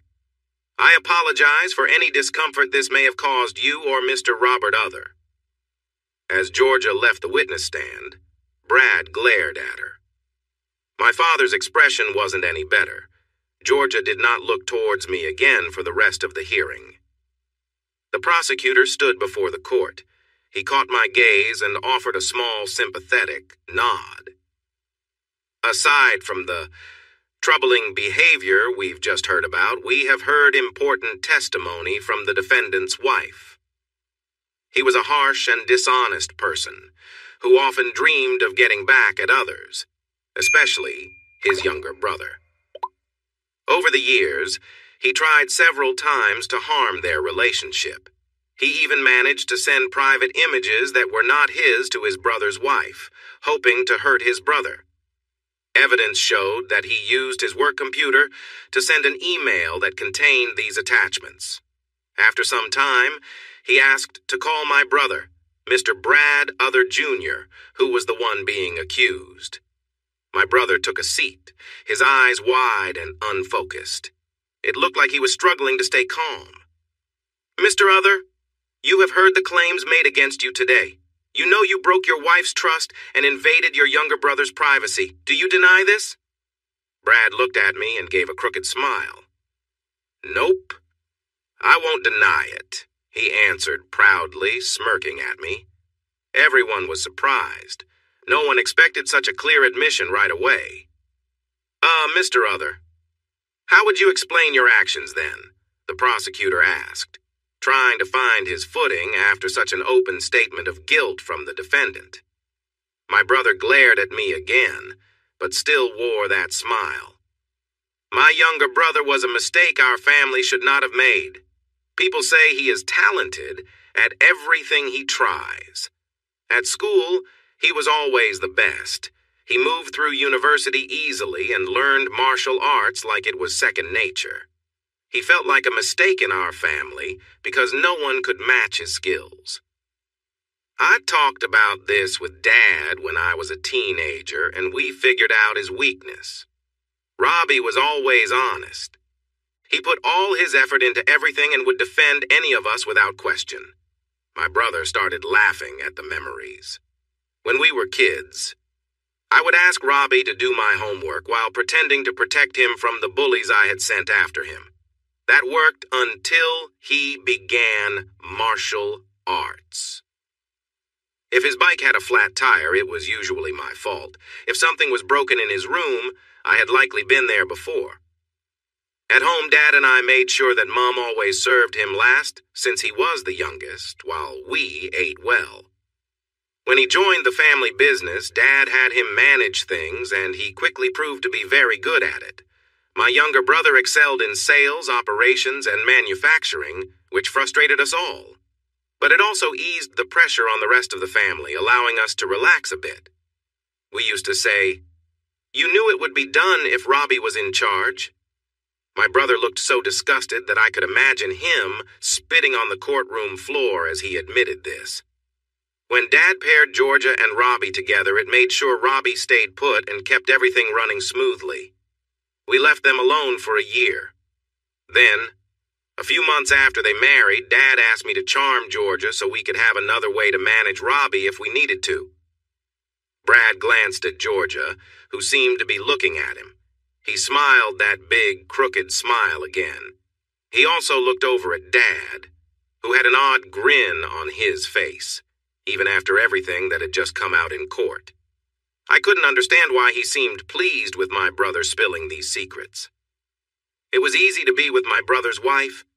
Dad sent him away for work, trusting that his family would look after Georgia. A few glasses of wine and my role as a concerned brother later, I found myself in his bed the next day. For 3 years, I was with her whenever Robbie was gone, sometimes even when he was at work. Sure, my sister caught us early on, but Dad and I made sure that our mom and sister stayed quiet. They knew that if they spoke up, their comfortable life would disappear. I sat there, angry at my brother for what he was saying. He had always tried to bring me down just because I was more capable than he was. His laughter filled the room, but there was something off about it, not the laugh of a healthy person. I didn't realize that Dad was the one who got Georgia in trouble. She was so out of it during those times we were together. I don't think she even knew what was happening. He trailed off for a moment. No one spoke. We just listened. Suddenly he was back, grinning at me like nothing mattered. But hey, it didn't happen to the golden boy, so who cares? Brad chuckled. We all agreed she had to say it was my little brother's child. I was thrilled. Robbie thought he was going to be a dad. But then his smile faded. He came home early from that trip and ruined everything. He found me with Georgia. and things got rough. Physical threats didn't work because he was a strong fighter, and I wasn't. Even Mom and Dad couldn't get him to see it my way. He walked out on us and everything fell apart. After that, we all had to work hard, but no one could do it like Robbie. Then, after the baby arrived, he came back and sent me to the hospital. I wanted to take action against him, but Dad still wanted Robbie on the team and convinced me to let it go. Then I saw him clash with that guy, and I tried to distract him by acting confident while being close to Georgia, the woman I had taken from him. He ended up overpowering the guy. After that, he disappeared from my life and showed up nearly a year later married. We tried many things to get back at him, like suing him, but his lawyers were better. I thought about hiring a private investigator to follow him, but nothing came of it. It wasn't until we found him at Alro Homes that I knew I would have to wait for the right moment. But it was tough to find a way in. I wanted to ruin his marriage and make my dad's threat of seeing him without a home come true. But then he started taking our business, and there was that fight where Mom showed up. Suddenly he was the hero, and we were the family that had pushed him away. It felt like he was living a fairy tale. It was clear he was losing control. My brother was making foolish admissions and doing it with a smile. I shook my head, and he noticed, his eyes lighting up as if he thought he had gotten to me. Robbie hit us hard again when Mom passed away. None of us could attend the service. The media chased us non-stop. I don't know what happened to my sister, but she fought with Dad, and no one has seen her since. I wouldn't be surprised if Robbie had something to do with it. Joanna always followed the rules, even allowing her fiancé to betray me. Several people in the room whispered to each other, while the defense lawyer just stared, unsure of how to respond. My brother continued. Before Mom died, I found Georgia looking at old photos of her and Robbie. I took her phone, copied the photos, and sent them to Amy using an old email address from Georgia's contacts. I hoped that seeing those pictures would make Amy leave him. I figured if I could hurt him through one sister, it would be easy to do the same with another. His smile faded and he got serious. I didn't think they would know I was the one sending the photos. But now I'm in too deep anyway, so I might as well make the most of it and get some attention.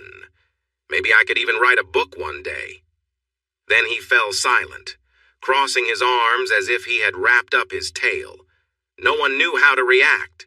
My brother had not only confessed to wrongdoing, but had also dragged our father into issues that, while perhaps not illegal, showed a pattern of hurtful behavior towards me, Georgia, and even Mom and Joanna.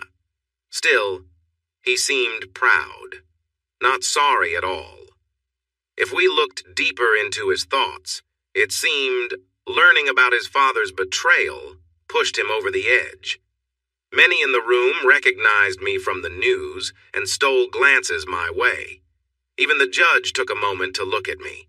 I looked at my older brother with anger and tried not to look at my father.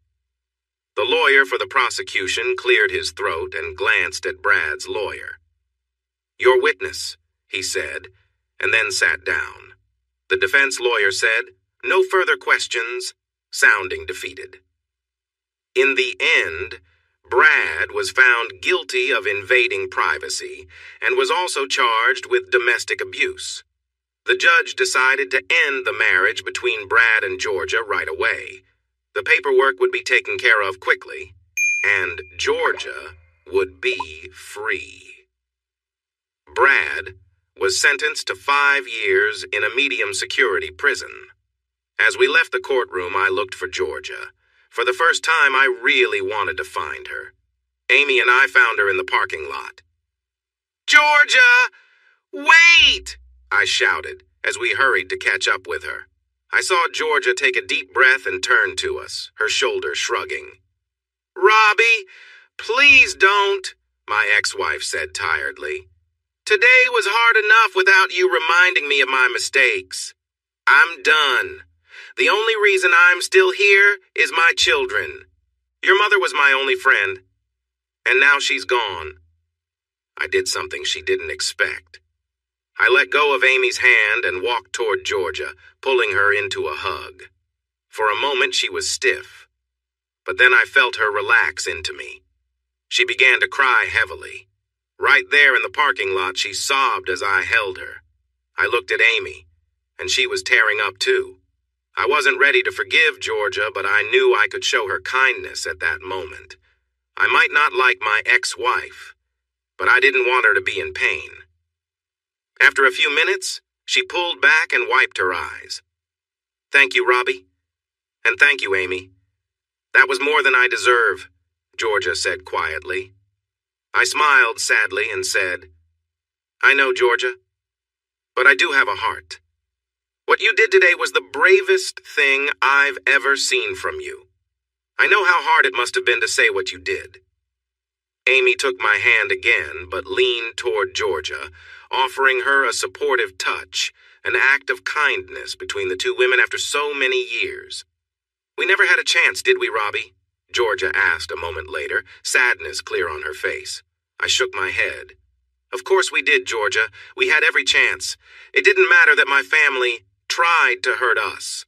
I don't care that Dad wanted control by bringing us together. It was your choice that caused our problems. You decided to betray my trust, and that hurt us both. If you had come to me and shared your worries, there might have been a chance for us. But you chose to hide the truth and make choices that broke us. That wasn't just about my family. Yes, they might have influenced you, but it was your choice. You had many chances to speak up when we were alone together. It took me finding you with Brad, for you to realize I wouldn't accept that behavior from anyone." She nodded, trying to hold back her tears.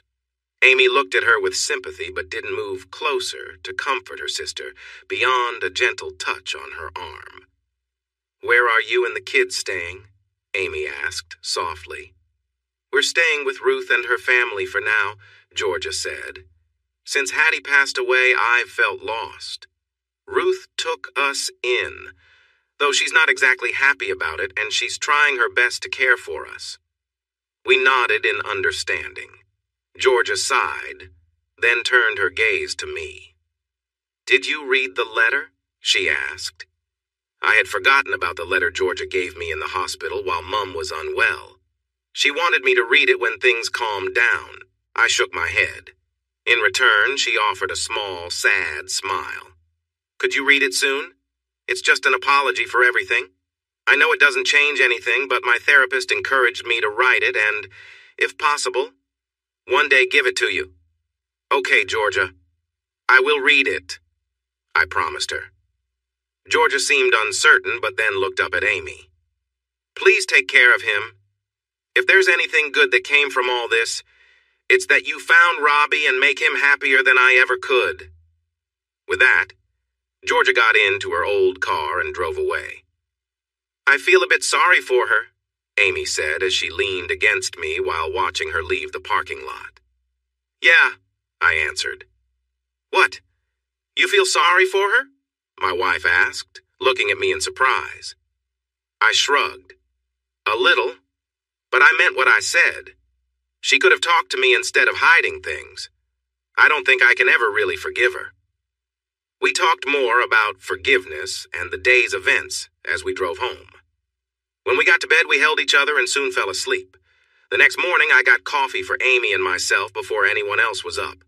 At the coffee shop, I saw the news coverage about the trial, including details about what my father and brother had done.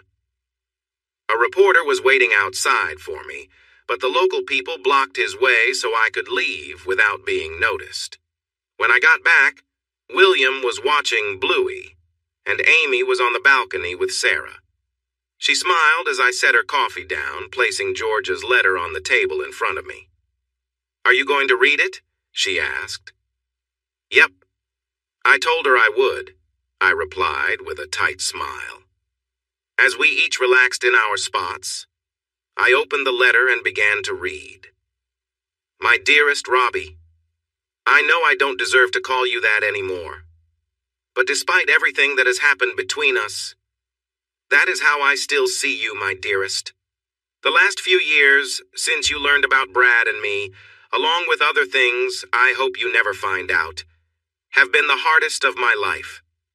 To be honest, things started to go downhill the night I first spent time with Brad. I want you to know that I admired you from the moment we met. You were strong, good-looking, smart, and always knew how to tackle a challenge except for the betrayal that your family and I caused.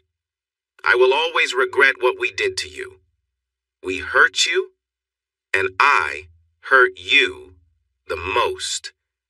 I was meant to be your wife, your best friend, and your trusted supporter. Instead, I let you down. Looking back, and with the help of therapy, I see that while I feel terrible about my actions, you likely suffered more. You might already know that your brother has been unfaithful to me for years, but I know what I did to you was worse. Robbie, this letter is my way of saying I'm sorry. I genuinely feel sad for losing my best friend. I regret that I betrayed you with lies and deceit, and that I went along with your family instead of being honest with you. Even if you still would have decided to end things, I believe my heart wouldn't feel as heavy as it does now. I'm writing this after hearing that Hattie is very sick, and I plan to give this to you the next time I see you. You should know that your mother loved you deeply, and we often talked about the things that happened. From what I've seen in the news about your father and what he did to your mother, I hope you have found some peace. There's a saying about betrayal that your parents once told me. When someone betrays you, it can feel like wanting to strike back. I remember you feeling so angry at your family and at me. Well, we thought we hurt you, but in truth, we ended up hurting ourselves more. With your mother gone, Joanna is leaving, and your father seems very upset. I know your brother will follow his lead. I won't be part of that anymore. I am leaving Brad and ending my marriage. Honestly, I never loved him. He was just around when you were gone, and being with him felt like my punishment. But I can no longer endure the dishonesty and his treatment of the children. Ruth has welcomed us to stay with her and her family for a while until I figure things out. What comforts me, even a little, is knowing you have found love with Amy, while I have struggled. She seems to be everything I am not: dedicated, hardworking, loving, and loyal. From what my mother told me, you and Amy have a child, and another is on the way. I wish you both much happiness. Treasure your family and avoid making the mistakes I made. I understand that you may dislike me, and you have every right to feel that way. I dislike myself, and I know that we can't go back to how things were. But if you could ever forgive me, I would be very thankful. Maybe it would help you as much as it helps me. Live your life, Robbie. Always love, Georgia. I read the letter again and set it down on the table. Amy looked at me thoughtfully while Sarah was being fed on the other side. So? She asked. I gazed out at the Pacific Ocean. It was definitely an apology. She explained a few things that we heard in court yesterday, but you can really feel her regret in her words. Can I read it? Amy asked. I handed her the letter, and she read it. When she finished, she passed my daughter back to me while I burped her, and Amy read the letter again. You're right. It's a good apology, but you don't seem too upset about it, do you? No. I've felt a lot over the situation already. I feel sad for her. Georgia was mistreated by her family, but after all this time, I'm not really emotional about it, I told Amy. Amy nodded, folded the letter, and placed it back in the envelope. We both stood up and went inside. I grabbed my phone from the bench and texted Ruth. Hi, Ruth. Please let Georgia know I read her letter. Thank her for the apology and tell her I hope she finds peace. I pressed send and showed the message to Amy, who nodded.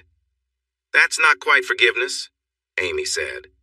No, but I don't wish her harm anymore. I see that as progress, I replied.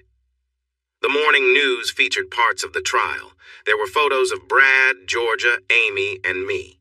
Next week's articles, titled Brother Gets What He Deserves and Family Troubles Explode, would be online. Most of the coverage was in my favor, saying how poorly they had treated me and that they deserved what happened to them. My father received even worse reviews than my brother.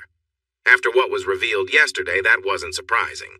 A few weeks later, Tony had her first child, a daughter named Carla. She had her mother's eyes and her father's smile, and she loved being held by everyone. If she wasn't sleeping, she was crying, unless someone was holding her. The only time she was calm was when we placed Carla and Sarah together. This formed a bond that would last a lifetime. The girls were as close as sisters and got each other out of trouble as often as they found trouble together. Darren and Tony spent a lot of time with us as they had a big place. Darren talked to me about retiring from fighting. I agreed, but mentioned that I wanted one last fight to see if I could stay the champion. He said he would look into it. 3 days later, I received an offer. A Russian MMA fighter named Stephen the Magnificent wanted to come to Brisbane to fight me after watching my previous matches. We set the date for the match in 6 months, and everyone started training hard. The news spread that this would be my last professional fight, as I wanted to focus more on my family and business instead of fighting. Darren pushed me to train harder than ever. When I wasn't at my job at Alro Homes or with my family, I was training. My diet was strict and I only took Sunday mornings off. I was often so tired that I had to find the energy to be with Amy. Luckily, my wife had a way of cheering me up even when I was exhausted from training. By the end of it, spending time with her was my only break from the tough routine. With 3 weeks left, I could see the progress. I was in the best shape of my life, faster, stronger, and more agile than before. Darren kept me motivated, and as the fight day approached, I was excited to face Stephen the Magnificent. We watched his past matches, and he was a strong fighter as well, relying on speed from years of training in Muay Thai. We would be a good match. Tickets had sold out weeks before, and just a week before the fight, the odds were now in my favor for the first time, 3-1. On the night of the fight, Stephen and I shared some playful teasing, but he was the most polite opponent I had faced. He wished me luck and hoped for an exciting match. The first round was straightforward, where we tested each other's defenses and threw a few punches to get a read on one another. The second round turned in his favor. He attacked with quick combinations and speed, landing several hits that would leave me sore. Round 3 went better for me. I broke through his defense and landed some strong kicks that sent him to the mat. When that round ended, we both realized it would be a close competition. I managed to break his defense again in round 4, but he countered with leg sweeps that kept me alert. The cameras were everywhere. The crowd cheered after every punch and kick, creating an electric atmosphere. We stayed focused in the 5th round, and we both started landing good hits right away. The energy was high, the crowd was loud, and we were both covered in sweat. It was a thrilling matchup of strength and strategy. Just as we were trading blows, something unexpected happened. A person suddenly entered the ring. While the crowd and cameras were focused on Stephen and me, the referee was watching too. Before anyone could react, a figure climbed into the ring and took a defensive stance. This person clearly wasn't a fighter. Their clothes looked worn out, and their gray hair showed they were much older than us. No. There was no danger from the man who stepped into the ring as a fighter. However, the gun he held posed a real threat and was aimed right at me. It was my father. Stephen and I had moved apart, looking at Brad Others Sr. as he stood there with the gun pointed at me. My father shouted at the referee and my opponent, Get out! Stephen glanced at me for a moment. I shook my head, and he nodded as he helped the referee leave the ring. The crowd fell silent. So, my father growled, you think you can leave your family just because you're a big-time fighter now? There were thousands of people in the arena, and even though security was present, they were spread out. Most people would not want to enter the ring during an ongoing fight, so it seemed my father had found a chance. I turned and walked slowly, keeping my back to the entrance. I wanted to keep things safe and reduce the chance of anyone getting hurt if my father lost control. I had no way to defend myself, just some fitted pants and wrapped hands. Without the gun, I could easily take him down. But a gun was something I couldn't protect against. I looked at my father. His angry face made me feel that I might not leave the ring. Still, a sense of calm washed over me. Dad, I said quietly, letting go of my past anger for a moment. The pain of being rejected by my family faded away. I spoke softly like a young child addressing his father with curiosity. My father looked around, noticing the TV cameras, then turned his gaze back to me with narrowed eyes.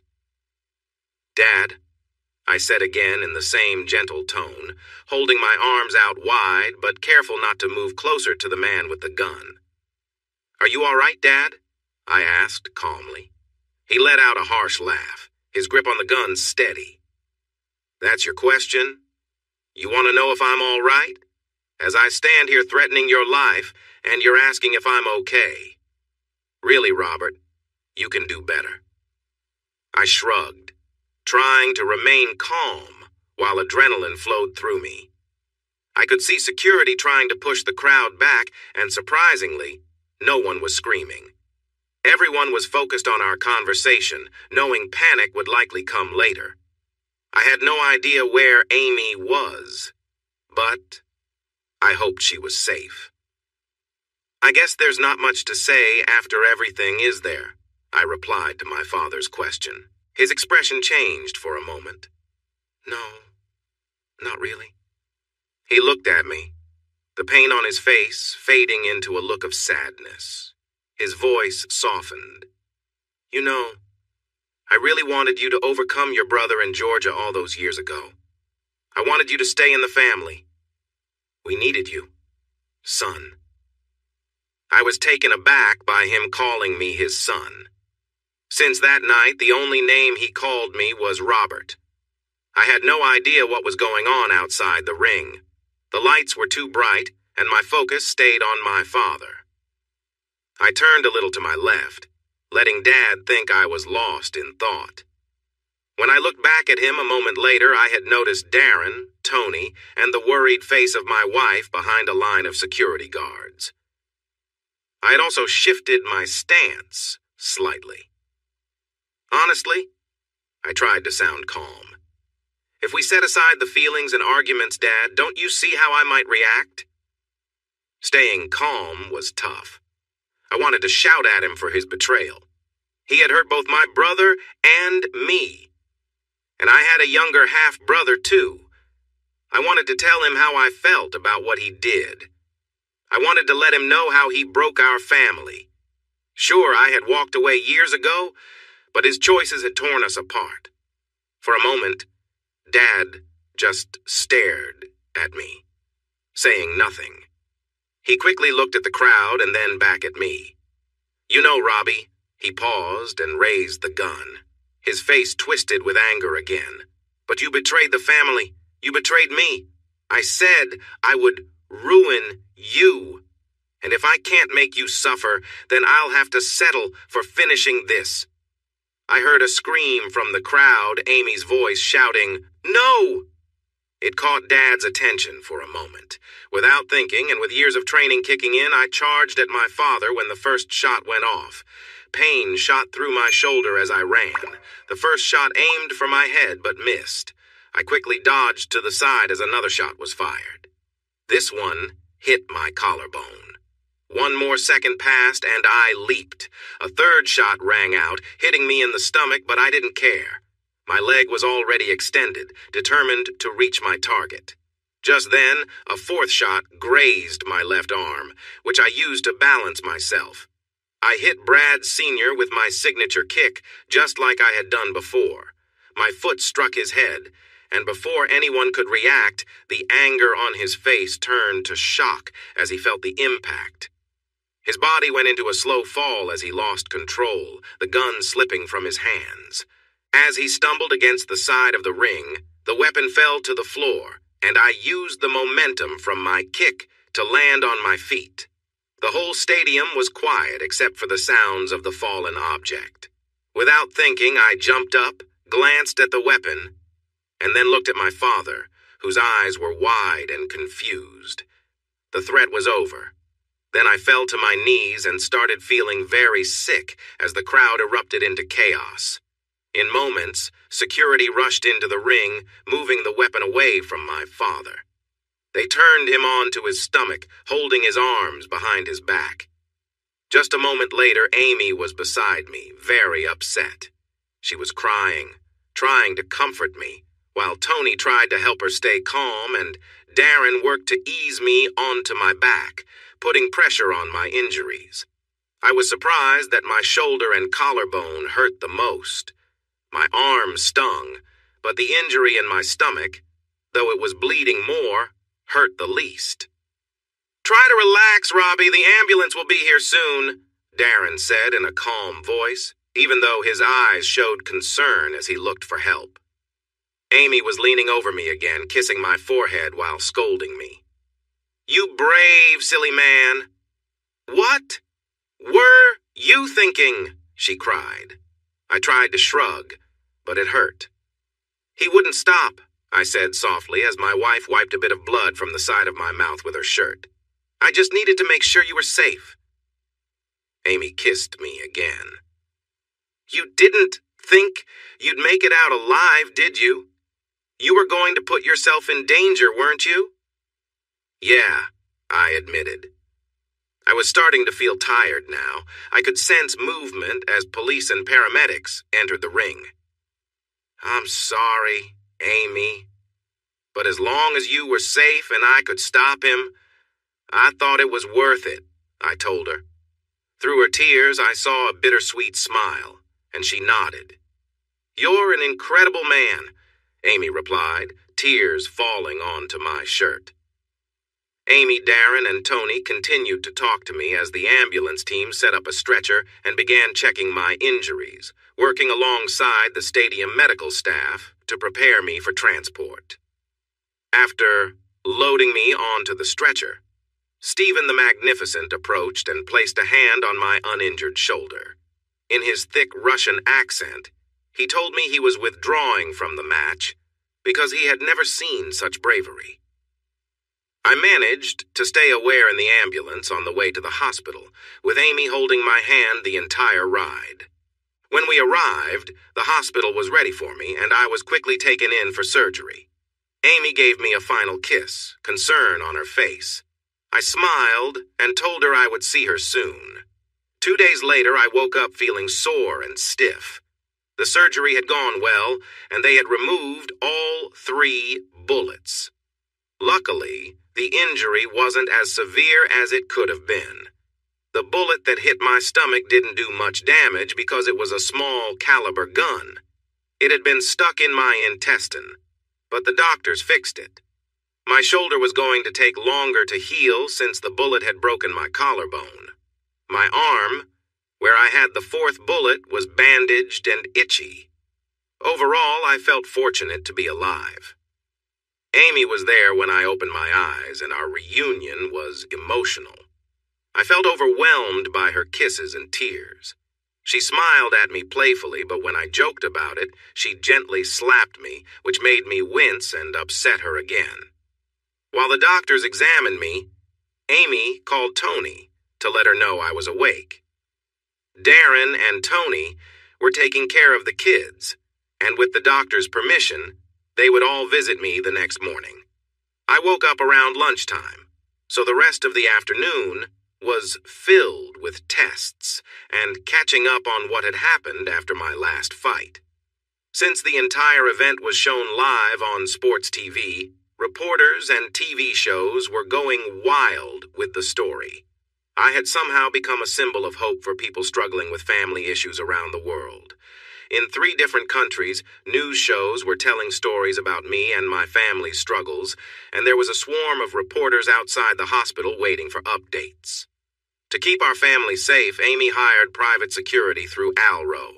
Since I was already somewhat known due to my previous fights, everyone was eager to learn more about me. My father was taken away in handcuffs right after they wheeled me out on a stretcher.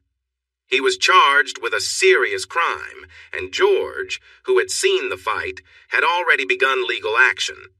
My father was now in isolation because another prisoner had confronted him about hurting me. Another challenge we faced was that Amy's privacy as the CEO of Alro was gone. She wasn't hiding, being married to someone so well known, but it didn't take long for the media to piece everything together. Amy asked her marketing team to share our story, including the founding of Alro and Alro Homes, and to request privacy while I recovered from my injuries. When other sports stars around the world supported her request, many reporters took a step back and waited for news. I spent 9 days in the hospital. I could have gone home to rest after 5 days. The doctors wanted to make sure I didn't hurt my stitches or get bothered by the media. When I arrived home, I had strict rules to follow. I needed to move as little as possible and rest in bed. After 2 days, I felt restless from not being able to get up. Amy only let me out of bed for the bathroom or shower. Luckily, she helped me with the shower, so it wasn't all bad. Plus, I enjoyed the beautiful view of the ocean from our home. It felt strange being in the spotlight. I was used to being talked about as a fighter, but the attention I got after going through tough times and dealing with my father was a kind of fame I wanted to disappear quickly. After a week, I started to feel better. My doctor said I could move around again, and my stomach wound was healing nicely. My arm was sore but getting better, and although my shoulder and collarbone still hurt, they were also improving. The doctors had me wear a sling. Amy and I received many requests from media all over the world. Popular shows in the U.S. wanted to interview us. Bloggers were writing about us. And even 3 movie studios reached out about making something based on my life. It all felt quite overwhelming. My life had changed a lot since I came home early that Friday evening. As I sat alone on our balcony, sipping my drink, I thought back to that night. I was looking out at the ocean and noticed a storm approaching over the mountains to the left. The dark clouds were heavy with rain, and I could see flashes of lightning in the distance as the sun quickly set. The storm would reach us in about half an hour, but for now, I was enjoying the beauty of it. Suddenly, I felt Amy's hand slip into mine as she joined me with her drink. "You okay there?" she asked. "Yeah, just thinking," I replied. She nodded, understanding my mood. "We've been through a lot, haven't we?" she said, sensing my thoughts. "It was a Friday night, similar to this one, when everything changed," I shared with her. "I don't know if I ever mentioned this, but on that night, I experienced a storm on my flight home like the one approaching now. As I walked away from my parents after the storm passed over the Gold Coast, I thought my life was over when the rain began to pour." Amy nodded again and took a sip of her drink. "I mean," I continued, watching the clouds roll in over the mountains. "The people I trusted most in the world had just told me to move on from my wife's betrayal. They didn't seem to care about how much it hurt." "What about now?" Amy asked, taking a sip of her drink. I smiled and pointed toward the approaching storm, where lightning flashed and rain began to fall in the distance. "I see things differently now. That night as the rain fell, it felt like the beginning of something new, like it was washing away the sadness in my life. If I had followed what my family wanted, I wouldn't have the love and happiness I have now. Yes, I lost my parents, siblings, and my first marriage that night. But from that loss, I gained something better. I met you. Amy smiled at me. Since then, I've traveled, we have 2 wonderful kids, and I've even taken on challenges I'd never imagined. There has been pain, I said, rolling my shoulder with a slight wince from an old injury.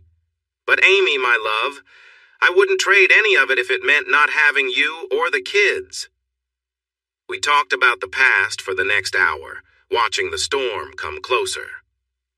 As the rain finally broke over the house, William joined us, sitting on Amy's lap, and our friends, Tony and Darren, brought their children out too. We all ended up laughing and soaked from the rain before finally heading inside. After warming up with showers and hot chocolate, we got the kids settled in bed and turned in for the night ourselves. In bed, Amy and I cuddled, listening to the storm and watching the flashes of lightning through our window. The kindness in our relationship made me love this woman who chose to be with a man bringing extra baggage. I love you, Robbie, she whispered as we drifted off to sleep later. The next year was full of change. Amy and I hired a publicist and an agent to help us with the media. We became favorites in the press, needing to step back from our high positions in Alro and Alro Homes. We made good hires and kept our seats on both company boards. Just being associated with us helped both companies succeed. We also had a security team with us now. Almost everywhere we went, people recognized us. For about 6 months after I left the hospital, paparazzi were everywhere, and our pictures often appeared in gossip magazines and online blogs. We quickly learned to be aware of our surroundings. The biggest challenge was that we often received unwanted attention. Sometimes women would approach me with flirtations right in front of Amy. The first few times, Amy got very upset, wanting to lash out at them. But our security team helped, and over time, we learned how to kindly move those people away and thank them while turning down their advances. An incident Amy had in New Zealand years ago taught us this lesson. One day, I was surprised to get a letter from Joanna out of nowhere. I had to admit I felt a bit uneasy about reaching out to my sister. I had said I forgave her, but forgiving what happened and wanting to see her were 2 different matters. In the letter, she shared her regrets and sadness about what happened to our family. She told me she was finding her way in Melbourne and apologized again for her part in everything. She also mentioned that if I ever needed her as a witness at the trial against Dad, she would support me. Speaking of my father, he received a 25-year sentence in a medium security prison. It was even the same prison where Brad Jr. was held. I think you can gather that I have never visited either of them. William and Sarah were growing quickly, and I felt joy as they changed from infants to toddlers while always being with us. Following our publicist's suggestion, we went on a world tour. We appeared on some big talk shows, discussing our story without harshly criticizing my family. We talked about my fighting career and how we both coped after the shooting. We also made a deal with one of the studios to create a mini-series about our lives. It was called The Nuclear Family. When it came out, it became one of the highest-grossing dramas of the year. Everyone found themselves drawn to a man who stood by his values and discovered true love. It helped that we never acted like we were famous, but it was nice to be called friends by some well-known actors and celebrities from around the world. As we traveled, Amy kept working with Alro clients and investments. She focused more on speaking for the company and showing what we stood for. With a strong executive team and good media support, Alro continued to grow. Alro Homes also expanded. Within 2 years of the incident at the fight, we had new branches along the east coast of Australia and opened an office in New Zealand. I held back from rushing into Asia, knowing we could use our popularity to enter that market. Our management team had mentioned it a few times, but Amy and I felt it would be too ambitious. We were doing good work in Australia and making enough money, so we decided to stay local. Darren and Tony remain the best couple Amy and I know. They are our close friends. And soon after the incident, Darren opened a mixed martial arts dojo that quickly filled up once the news got out. It has been 3 years since that life-changing event. Amy and I still get approached when we're out, though the excitement of being famous has faded. We usually have 2 security friends with us whenever we are in public. They are both amateur fighters who train with Darren and me, so it feels good to be protected by friends. They are always alert and happy to be with us. On a beautiful spring afternoon, Amy and I were sitting at a charming cafe by the bay outside Brisbane with Peter and Rain. The kids were coloring, making a mess of their lunches, and enjoying milkshakes. I was enjoying the cafe's Bayside Burger double meat, double cheese, lettuce, tomatoes, grilled onions, mustard, and chili jam. It was an amazing burger. I was also finishing off a delicious chocolate shake.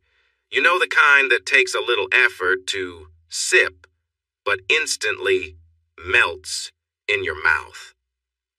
Amy was next to me, relaxed and smiling as she finished her shake. I smiled back, but I noticed Peter and Rain looked a bit worried. Amy and I were confused until I felt someone standing behind us.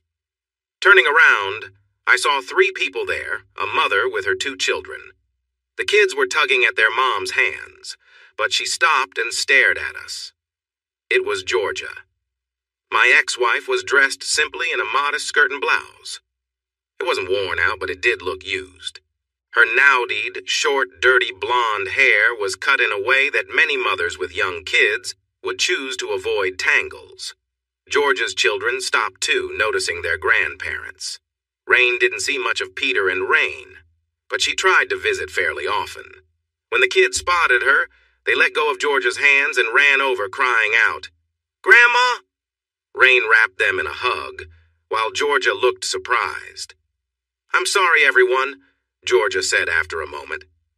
"Barry, Sophia, let's move on." I felt a nudge from Amy under the table.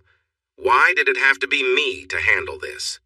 I stood up, and our security team looked our way. I waved them off. "It's all right, Georgia," I said to my ex-wife. "Let the kids spend some time with Rain. What were you up to?" Georgia gave me a look I couldn't read. Then she turned to Amy, who smiled back at her, and Georgia sighed. She raised her arms, showing a paper-wrapped package from the nearby fish and chip shop. "I was taking the kids to the park for some fun and lunch," she said apologetically. "I'm sorry, Robbie.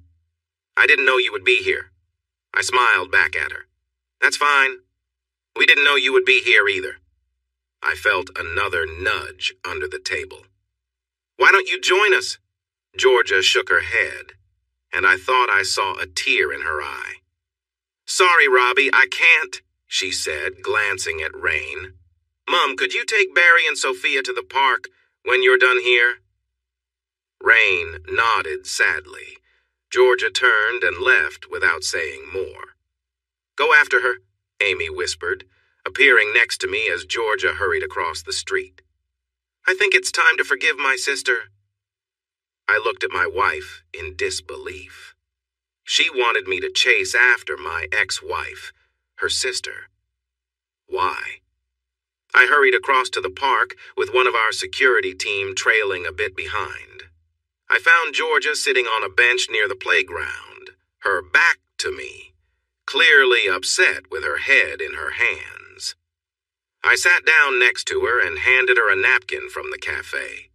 She took it and wiped her eyes. "Why, Robbie, why?" she asked. I wasn't sure if she meant why we were all there, why things had happened in the past, or just why things were so complicated. I leaned next to her, resting my arms on my knees as I stared out at the ocean.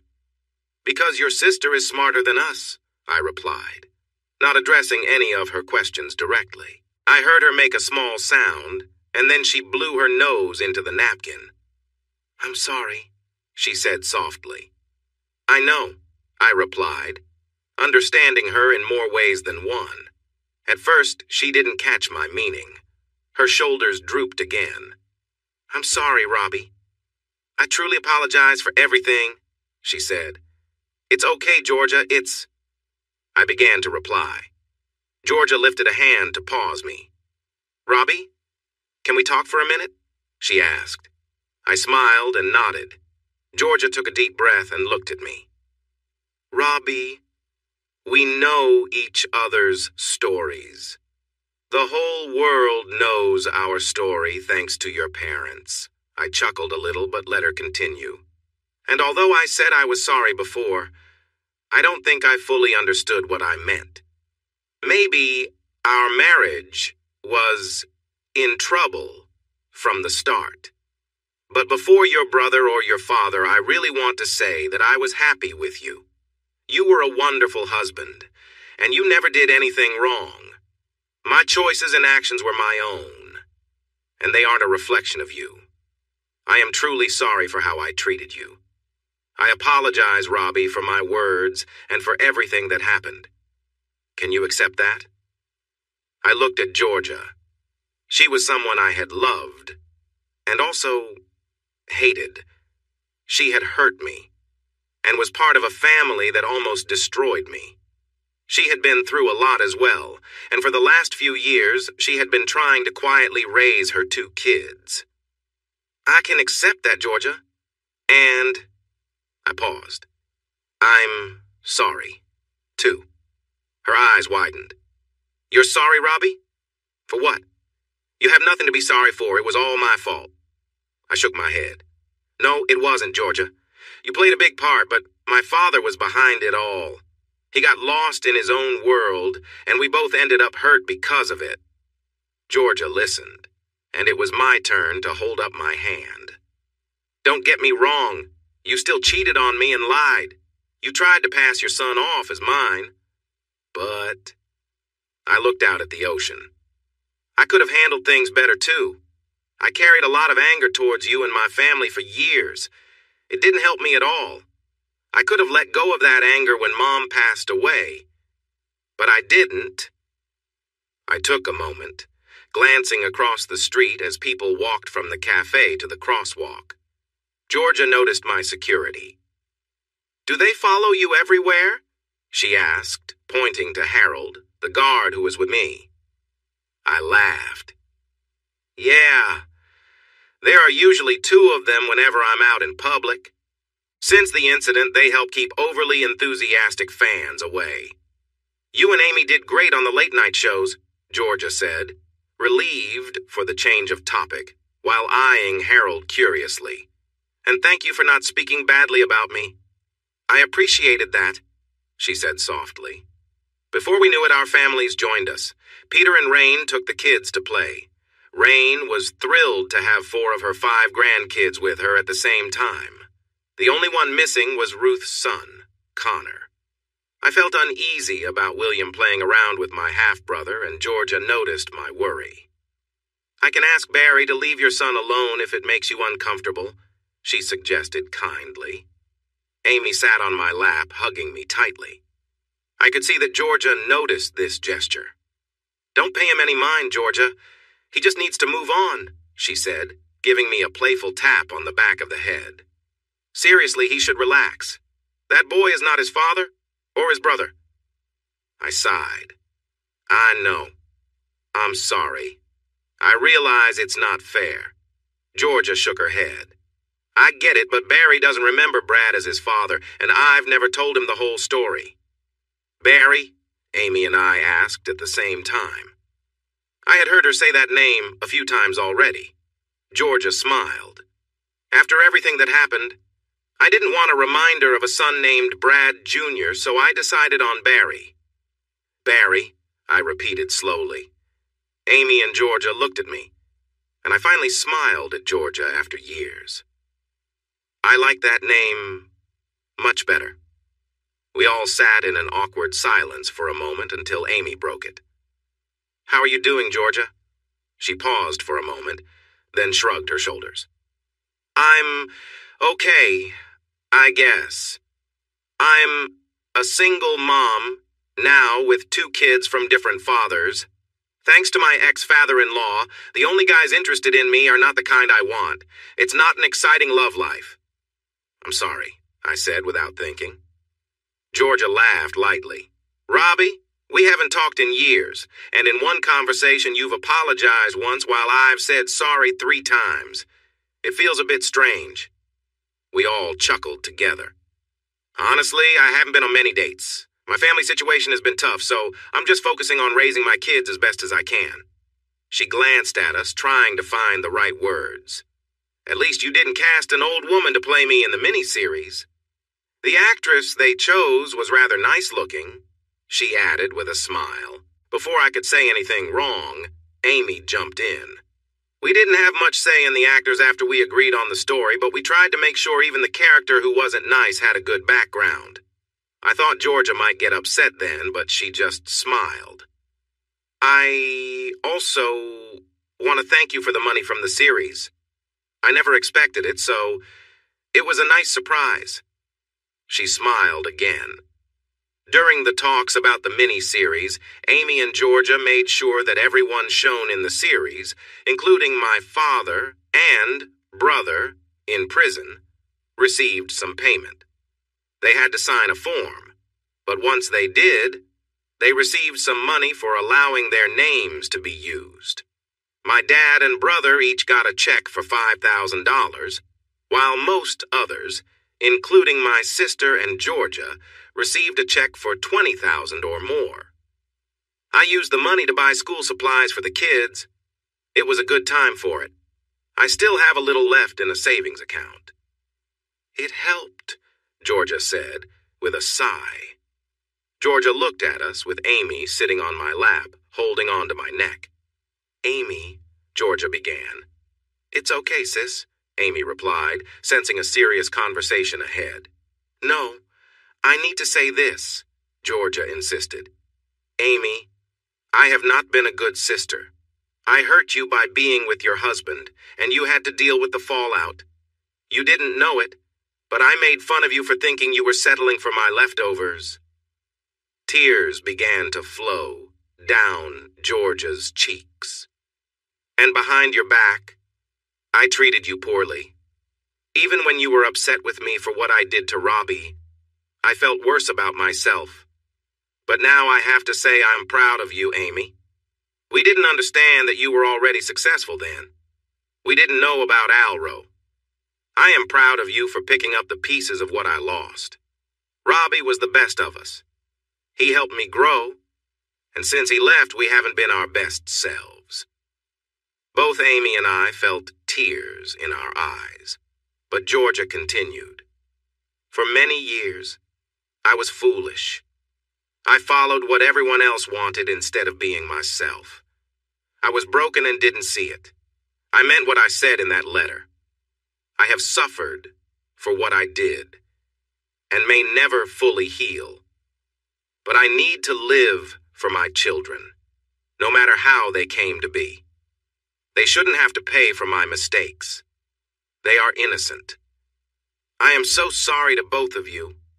I don't think I deserve your forgiveness, but I want to express how deeply sorry I am," Georgia finished, placing her hands in her lap.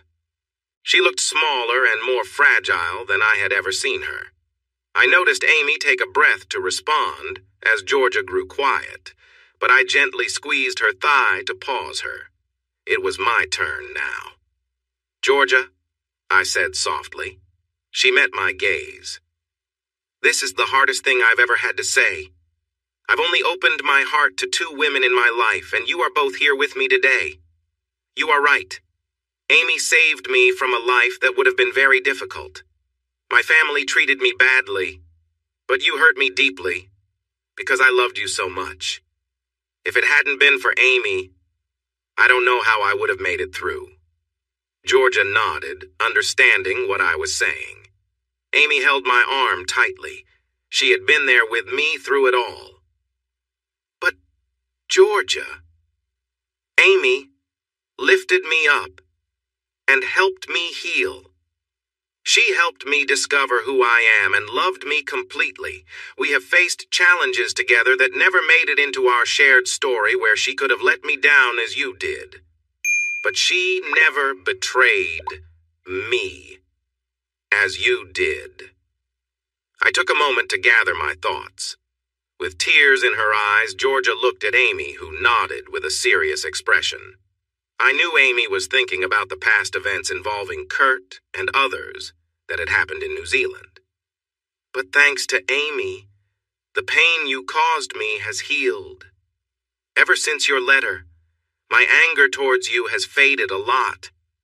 I don't love you, Georgia, but I don't hate you anymore. I paused. These words were difficult to share, and both women were watching me closely. What I'm trying to say is, Georgia, I forgive you. Once I said it, all three of us were silent. Then, Georgia suddenly broke down, crying and sobbing, releasing her emotions. Little Barry must have noticed and came running over to ask if she was okay. William followed closely behind. It's all right, sweetie, Georgia managed to say after a few minutes. Uncle Robbie just did something for me that made me very happy. What did you do, Mom? The boy asked. She looked at Barry for a moment, my brother, a child I never expected to meet, and replied simply, he forgave me. We spent the next half hour talking, trying to explain to the boys why it's important to forgive someone who hurts you. Georgia spoke up when Barry asked why I needed to forgive his mom. Many years ago, Georgia said quietly but firmly, before you were born, I wasn't very kind to your uncle. I did some awful things, and neither your uncle nor your aunt liked me very much. Because they forgave me, I can love you more now. What did you do? My son William asked Georgia. We all hesitated until Barry spoke up. He was supposed to be my dad, my young nephew said. But his family was unkind to him and pushed him away. We all turned to look at the boy. He glanced at his mother and shrugged, looking rather mature for his age.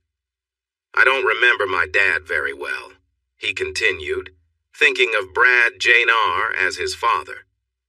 But I remember some arguments with him. He wasn't nice to us, and he blamed you for things I shouldn't talk about because I'm a kid. He smiled a little at that last part. I chuckled softly.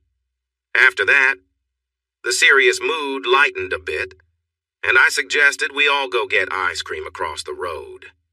You might be thinking that I welcomed Georgia back into our lives since I had forgiven her and she was Amy's older sister. You're partially correct. While I forgave Georgia for what she did years ago, I wasn't ready to have her in our lives. First, my wife was quite jealous and wouldn't accept her sister, especially since Georgia still had feelings for me. Amy knew I would never have romantic feelings for Georgia again. But she didn't want to take any chances. Even after forgiving Georgia, I still didn't like her. I could be polite to her at family gatherings, but Georgia had hurt me too deeply to feel friendly toward her. In the end, Georgia never remarried. Once her kids became teenagers, she began dating again. I met the man she eventually settled with a few times. He didn't seem too bad, even though he was aware of our family's past. Georgia and he formed a relationship, though she never planned to marry him. My brother was released from prison about a year after I decided to forgive Georgia. He didn't reach out to me and I didn't contact him. He tried a couple of times to reconnect with Georgia, but was turned down. When he became pushy, she got a restraining order, which was quickly approved. Brad Jr. found work selling used cars. However, within 2 years, he was back in prison for fraud. He was buying cars for the dealership but selling them for cash without the dealer's knowledge. When he got out again, he struggled to find work and, last I heard, he was living on government benefits in a small apartment. He also faced some trouble when people learned about his past. It was unfortunate for him. As for my father, he never got out of prison. Life inside was tough for him. Many inmates were obsessed with sports, and one inmate named Robbie was quite popular. The guards often had to keep him in isolation. Even then, he frequently visited the prison infirmary. In the end, it was not another inmate who harmed him, but himself. About 5 years into his sentence, after many failed appeals, he was found in his cell. He had managed to hang himself from the light fixture. At his feet was a single piece of paper with 3 words written on it. "I am not sorry, Robert." There was no funeral. Honestly, no one cared. Although his story was mentioned in the news because of his connection to me, nobody mourned him. Our kids were in elementary school when I heard from Joanna again. She reached out and asked if I would walk her down the aisle. Joanna had met a man in Melbourne who was divorced due to issues in his past, and somehow she had convinced him to marry her. I thought about it for a few days, but after some encouragement from Amy, I agreed. It turned out Joanna's fiancé, Jordan, was just an ordinary guy working as an administrator for a state department in Victoria. Joanna met him at work, and they had fallen in love. A couple of days before the wedding, as they shared their story, Joanna admitted it was uncertain for a while when Jordan found out who she was and that she wasn't seen in a positive light because of a miniseries about her life. Jordan even said he broke up with her briefly after she told him more about her past that wasn't included in the show. Joanna had been determined to win him over, and despite her tough past, she made him fall in love with her. It also helped my sister that they were in a bit of a hurry to get married. Joanna was 4 months pregnant. Like with Georgia, I knew I would never be very close to Joanna, but her betrayal didn't hurt as much this time. She was the only family member I had real contact with, so Amy and I kept in touch with her over the years. I was surprised they made it, but Jordan and Joanna now have 3 kids. They may appear a bit ordinary as a couple, but they're very much in love. Joanna says their routine keeps them strong, there are few surprises, and plenty of talking. She is focused on moving past her earlier life. Darren and Tony surprised everyone with 4 kids. As an older couple, no one expected this, but shortly after a tough event, Tony found out she was pregnant and later discovered it was triplets. Today, they are busy with the help of a nanny and an au pair. Darren still runs the dojo, which continues to thrive. Peter and Ruth decided to retire and bought a camper van. Now they travel around Australia as retirees, hoping to make it back to Queensland for Christmas to see their grandkids. Ruth, who we didn't hear much about, is still happily married. We catch up every few months, and she often helps arrange family gatherings between Georgia and Amy. Lastly, Amy and I are still together. Our business, Alro and Alro Homes, is doing well. We still get a bit of attention from the media now and then, but nothing serious. I've been asked to commentate on a few sports events since my fighting career ended, and while I haven't agreed yet, Amy thinks I would enjoy it. As we move into our 40s, Amy is still my partner and my support. Yes, we have a few wrinkles as we age. Yes, we have our disagreements like any couple. The kids are growing quickly, but we still hold hands whenever we can, laugh at the same jokes, and share tender moments together. Her smile still lifts my spirits, and I can be grumpy when she's upset. I know we have many years ahead of us, and I hope the next 40 years are not as hectic as the first. I want to enjoy our time together, watch our kids grow and find love, and eventually see them get married. I hope they don't face the same challenges we did. But for now, I need to go. Amy just walked into the room wearing a light robe. When I looked up at her, she opened it, revealing a playful confidence. She smiled at me, moving in a way that always catches my attention.